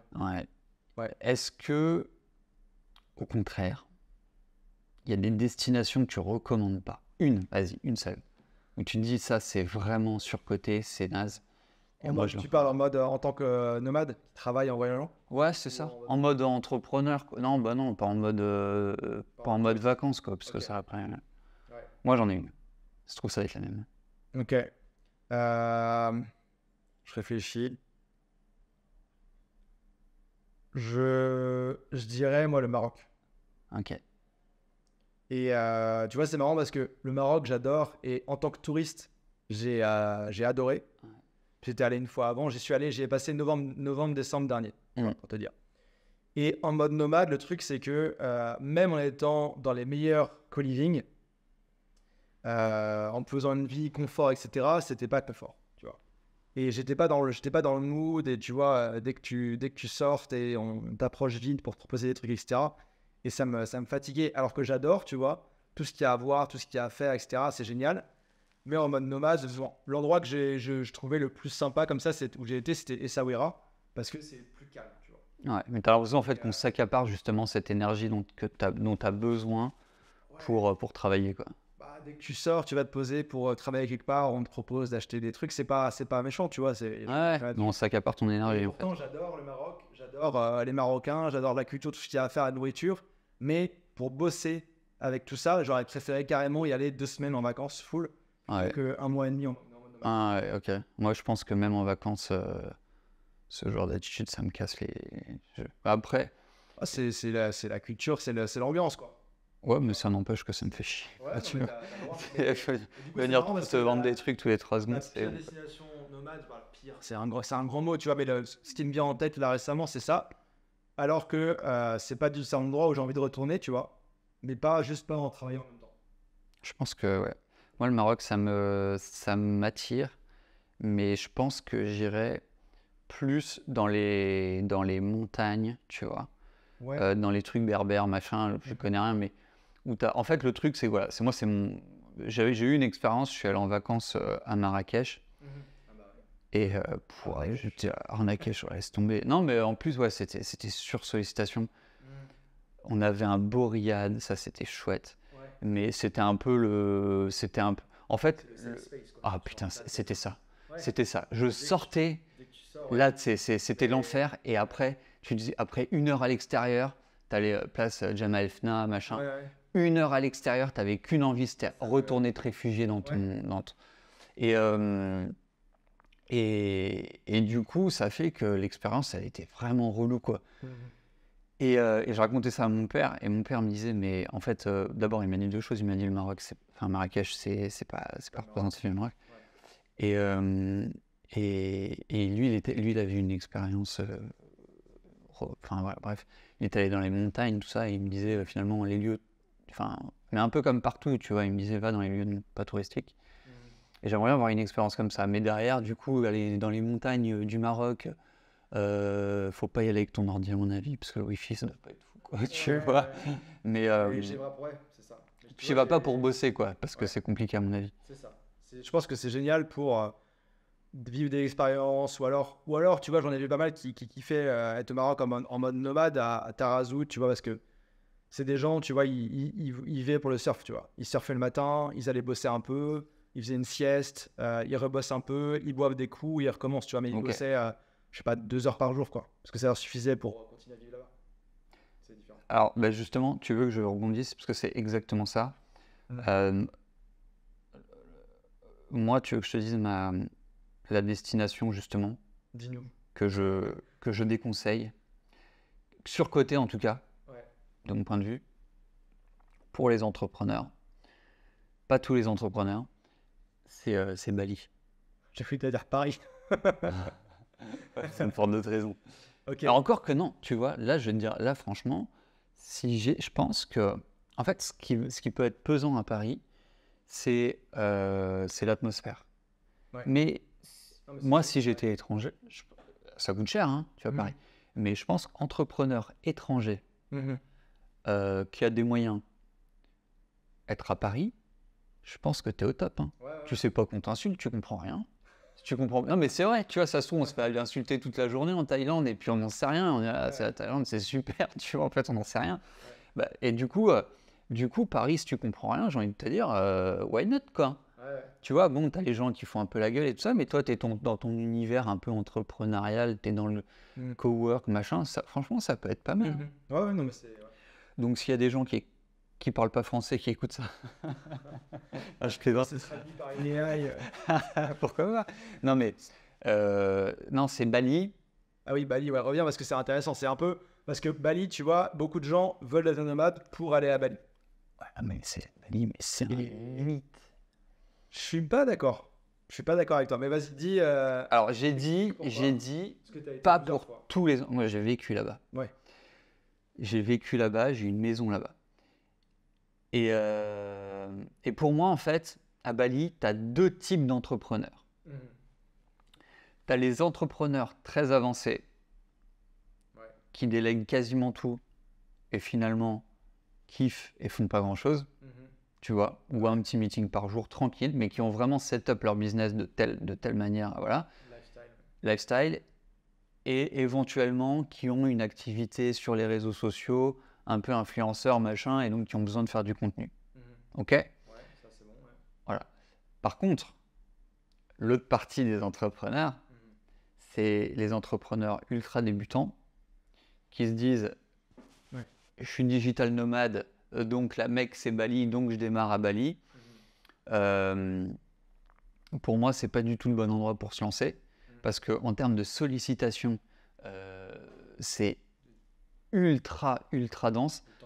De tentation. Mais attends, tu es au coworking, si tu es à Canggu, n'importe quel coworking, tu es en train de bosser, tu as un mec en caleçon à côté, enfin en short de bain, torse nu à côté de toi, qui attend la vague. Tu as les vagues, les planches de surf qui sont dans le coworking, et dès que c'est la bonne heure, il part surfer, machin, il revient, machin.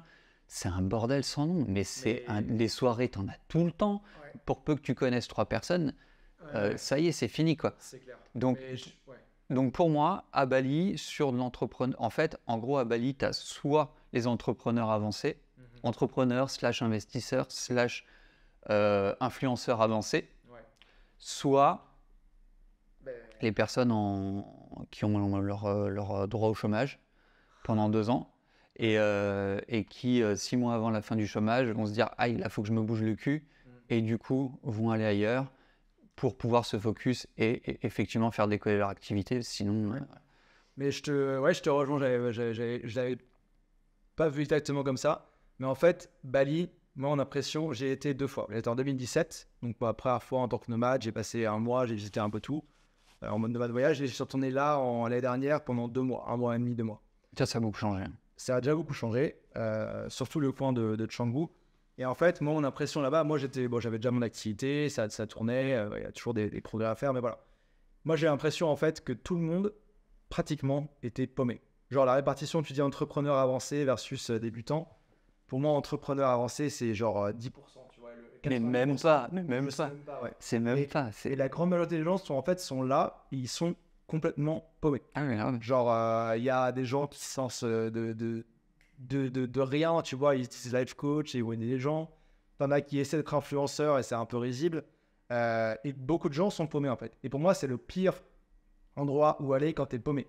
Parce que tu vas être entouré de gens paumés aussi. Ouais, ça va pas te tirer vers le haut. Ouais. Et donc ça, c'est peu importe où à Bali, je trouve. Hein. Enfin, Ouais. peut-être plus à Canggu. Pas au Canggu, il y a plus le côté influenceur et tout. Là, il y a la muscles énorme.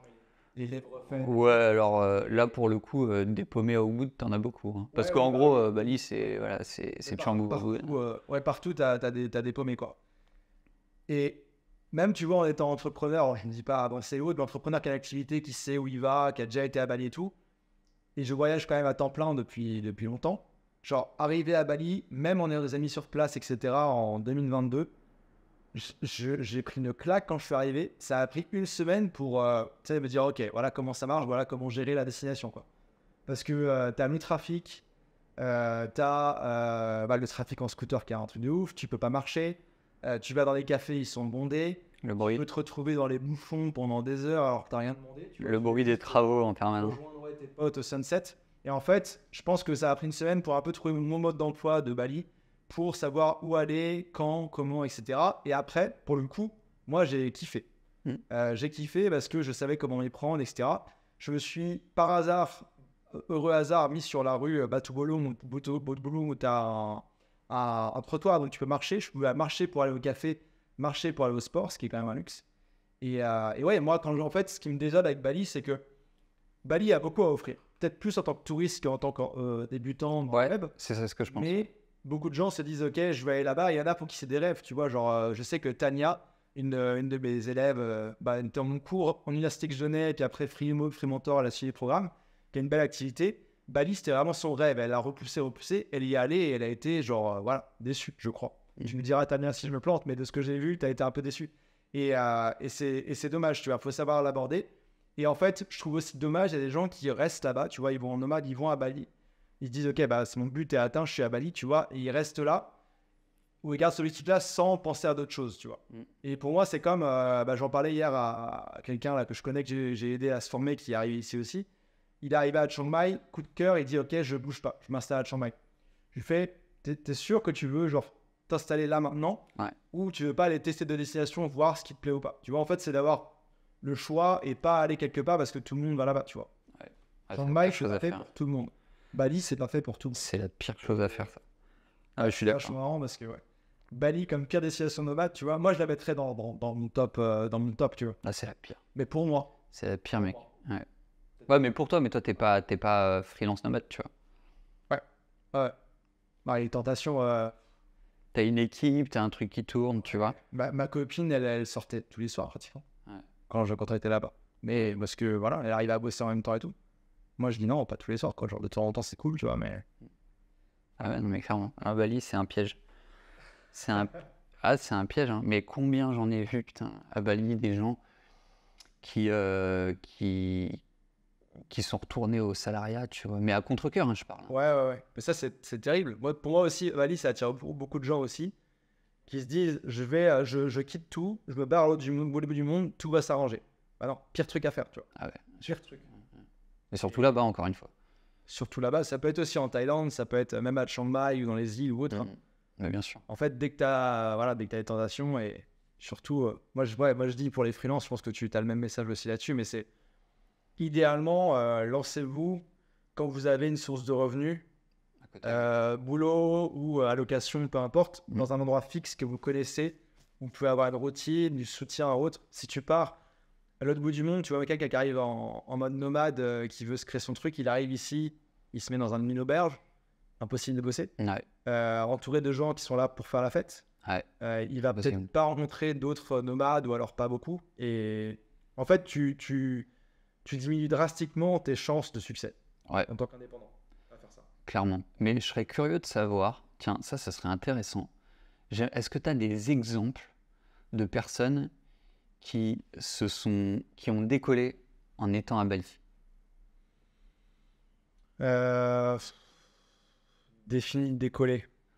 Qui arrivent à bien vivre leur activité, bien quoi. Qui sont partis de je galère, tu vois, où je lance un truc, et qui ont réussi à faire décoller leur activité, à savoir, ouais, c'est ça, vivre bien, confortablement, ou faire développer leur activité à Bali. Faire ce, tu vois, pour moi, tu as Ouais. 3 étapes. Tu as le 0 à 1, tu as le 1 à 100, et tu as le 100 à 1 million, quoi. Donc, Oui. des personnes qui sont passées de 0 à 1. Donc 0 à Non, 10. j'avoue que 0 à 10, 10 à 100, 100 à 1 million. Je pense que les gens que je connais, que j'ai en tête là qui me viennent, c'est des gens qui avaient déjà un truc, même si c'était juste limite pour vivre ou autre, ils avaient déjà un truc quoi. Ouais, Mais alors même tu vois, si t'as un truc qui est passé de 10 à 100, t'as tellement de détours, de trucs que je pense que tu prends beaucoup plus de temps aussi quoi. ouais. Ouais, moi je pense que c'est pas idéal. Faut pas y aller.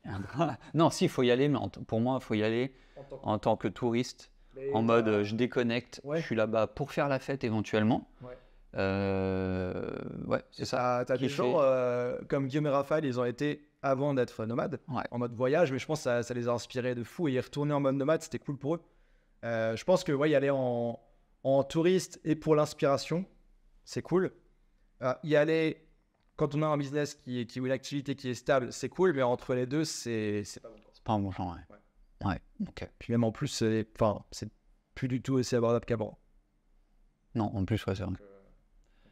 Parce que tu as l'approche aussi de quand tu te lances de te dire je vais quelque part, ok, je pars au boulot, je me mets quelque part où C'est pas cher. la vie coûte genre, je sais pas, 600, 700, 800 euros par mois, tu vois, et ça me permet de tenir plus longtemps et lancer mon truc. Ouais, ça va plus rien avoir là. Ouais. Je suis pas retourné depuis, je sais pas quand d'ailleurs, 2 ans, je pense. Et j'y étais pendant le Covid. Ouais, bah c'était différent. Et mais ouais, ça avait encore là, ça a encore largement augmenté. Ouais, puis maintenant, t'as plein de Russes, Ukrainiens et tout, avec la guerre, t'as plein de menus en russe aussi, tu vois, même déjà quand j'y étais. Ouais. Là, même au niveau de l'immobilier, pour si tu veux louer un petit truc, c'est compliqué. Donc, ouais, c'est vite compliqué. Et voilà, donc moi, je recommande pas. Yes. Je pense que c'est une erreur. Eh bah écoute, je pense qu'on a fait pas mal de tours de sujet pour aujourd'hui. Bah, c'est bien. Je sais plus sur quoi on avait à la fin. Ah yes, j'avais teasé un truc. Bah oui, il faut que j'en parle. Ce truc, je t'avais dit, tu m'avais un peu mindfuck avec le... Ah oui. C'était, on avait parlé d'une assistante personnelle. Ouais. Prendre une assistante ou un assistant personnel pour gérer tous les petits trucs du quotidien, à savoir, par exemple, réserver un resto, réserver des billets d'avion, Faire une analyse de trucs. faire une analyse Moi, les hôpitaux, là, pour les de tests, médecins, de tests, de tout ça. Et je me suis dit, putain, quand on en a parlé, je me suis dit, oh là là, mais c'est incroyable, c'est génial, c'est trop bien. Ouais. Franchement, c'est trop bien parce que... Ouais, alors du coup, je me suis renseigné, j'ai trouvé quelqu'un et tout ça.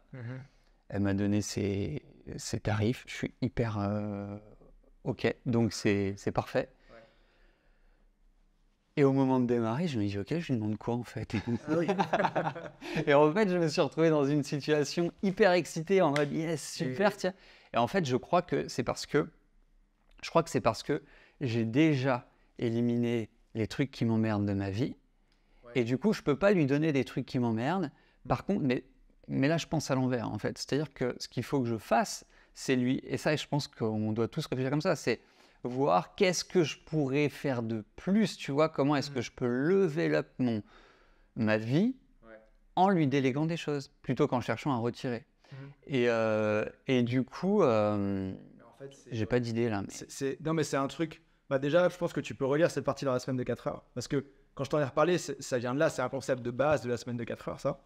Sauf que nous, vu qu'on est francophone, pour nos activités, ça marche pas. On peut pas un peu moins avoir ce genre d'assistant personnel moins cher que tu peux avoir en anglophone. Ah, mais c'est vrai que je trouvais une anglophone. Ouais, mais du coup, pour nos business, on a plutôt tendance puis on a la même approche de trouver des gens qui sont français, européens, etc., plutôt qu'aller chercher dans les pays où c'est le moins cher pour avoir, je sais pas, des contextes communs, une qualité de travail, etc., qu'on connaît, et recruter dans notre réseau aussi. Alors que quand tu as un business en anglais, tu peux plus facilement avoir accès à ça plus tôt. Et là, du coup, c'est pour la vie personnelle, mais dans la semaine des 4 heures, tu vois, il dit justement de début de faire des tests, un peu les trucs loufoques dont tu n'as pas besoin, mais pour t'entraîner à avoir le réflexe de le faire, t'entraîner à gérer une personne comme ça. Et moi, je l'avais fait à l'époque aussi. Et je pense que c'est vrai que tu as peut-être moins de besoin vu que tu es là et que tu as ta vie plus ou moins organisée. Moi, par contre, Ouais. moi qui voyage, genre des recherches d'avions, de logements, d'activités, de trucs comme ça, moi j'ai un potentiel assez incroyable parce que je Il y a le moyen fais que t'aies plus plus de de moi en fait. J'avais délégué à quelqu'un de mon équipe avec qui je travaille plus et même c'était galère, c'était pas quelqu'un qui avait l'habitude et tout ça, mais en fait toute cette partie gestion de voyage elle se passe en anglais, donc je peux le refaire et je l'ai remis dans ma liste, tu vois, de projets à faire parce que ça pourrait, en fait ça revient en même que tout, tu vois. La semaine dernière, j'ai booké des billets d'avion pour ma copine et moi, des logements, des trucs comme ça, organiser des choses. En fait, ça m'a pris, je l'ai fait le soir, tu vois, donc j'ai fait ça de, je sais pas, de tard. En plus, j'avais envie de le finir, tu vois, de 21h à minuit, j'étais là-dedans, dans les trucs comme ça. Et au final, bah, du coup, le mardi, je pense que c'était une semaine, le mardi, bah, t'as pris du temps perso de repos pour faire ça, donc ça te fatigue pour ton business. Et au final, j'ai tout un intérêt à confier ça à quelqu'un, tu vois, il passait moins de temps. Ouais. J'ai une valeur ajoutée là-dessus parce que j'ai des techniques et tout, mais je peux les enseigner. J'ai déjà fait un programme là-dessus, la boussole, tu vois. Je peux donner accès à la mind map à la personne, on traduit en anglais, elle a accès à toutes les infos. Ouais. Donc, ouais, moi je pense que c'est un sujet que je vais garder dans le pipe. Au niveau des tarifs, Ouais. j'ai la personne c'est hallucinant, avec qui je suis en contact, en fait, c'est quelqu'un que j'avais déjà pris pour faire du reporting, des trucs un peu, mais elle m'avait fait un truc carré. Ah, mais ils sont excellents. Franchement, incroyable. Enfin, incroyable, c'est pas non plus, tu vois, mais c'était bien fait, quoi. Tu vois, c'était soigné, bien organisé, j'étais très content. Et je me souvenais plus de ses tarifs, du coup, je vais leur demander, là. Elle m'a proposé, et je pense que, tu vois, elle gonfle, elle dit, bon, tu vois, un occidental, machin, forcément, tu vois. Ouais. Et c'est OK, elle m'a proposé $500 US par mois pour 30 heures par semaine. Mais je pense que 30 heures, en fait, pour elle, c'est un mi-temps. Et c'est sûr, en fait, parce que j'en parlais avec un pote en Thaïlande, là, sa femme, elle est thaï. Et lui, sa femme, elle faisait un 30 heures par semaine. C'était un mi-temps. Ok. Donc je pense que c'est la même chose. Ouais, peut-être. Ouais. Et ouais, ça, en gros, c'est 10 heures par jour, 6 jours par semaine, quoi. Ok. Donc ça fait $500, donc ça veut dire que l'équivalent plein temps, ça serait $1000.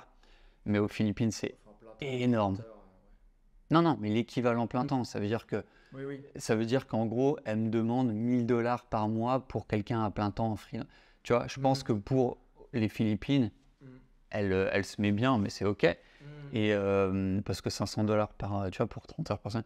Mais le truc, c'est qu'est-ce que tu. Enfin, 30 heures, qu'est-ce que je lui donne? Engagé sur une banque d'heures, c'est peut-être. Ouais. Ouais, c'est ça. Alors, l'alternative, on remarque que ça fait vraiment pas beaucoup moins, c'était $5 US $. Ouais, mais si tu fais ça en y allant au fur et à mesure, puis quand tu vois le volume de travail que tu as, Ouais, je vais le faire.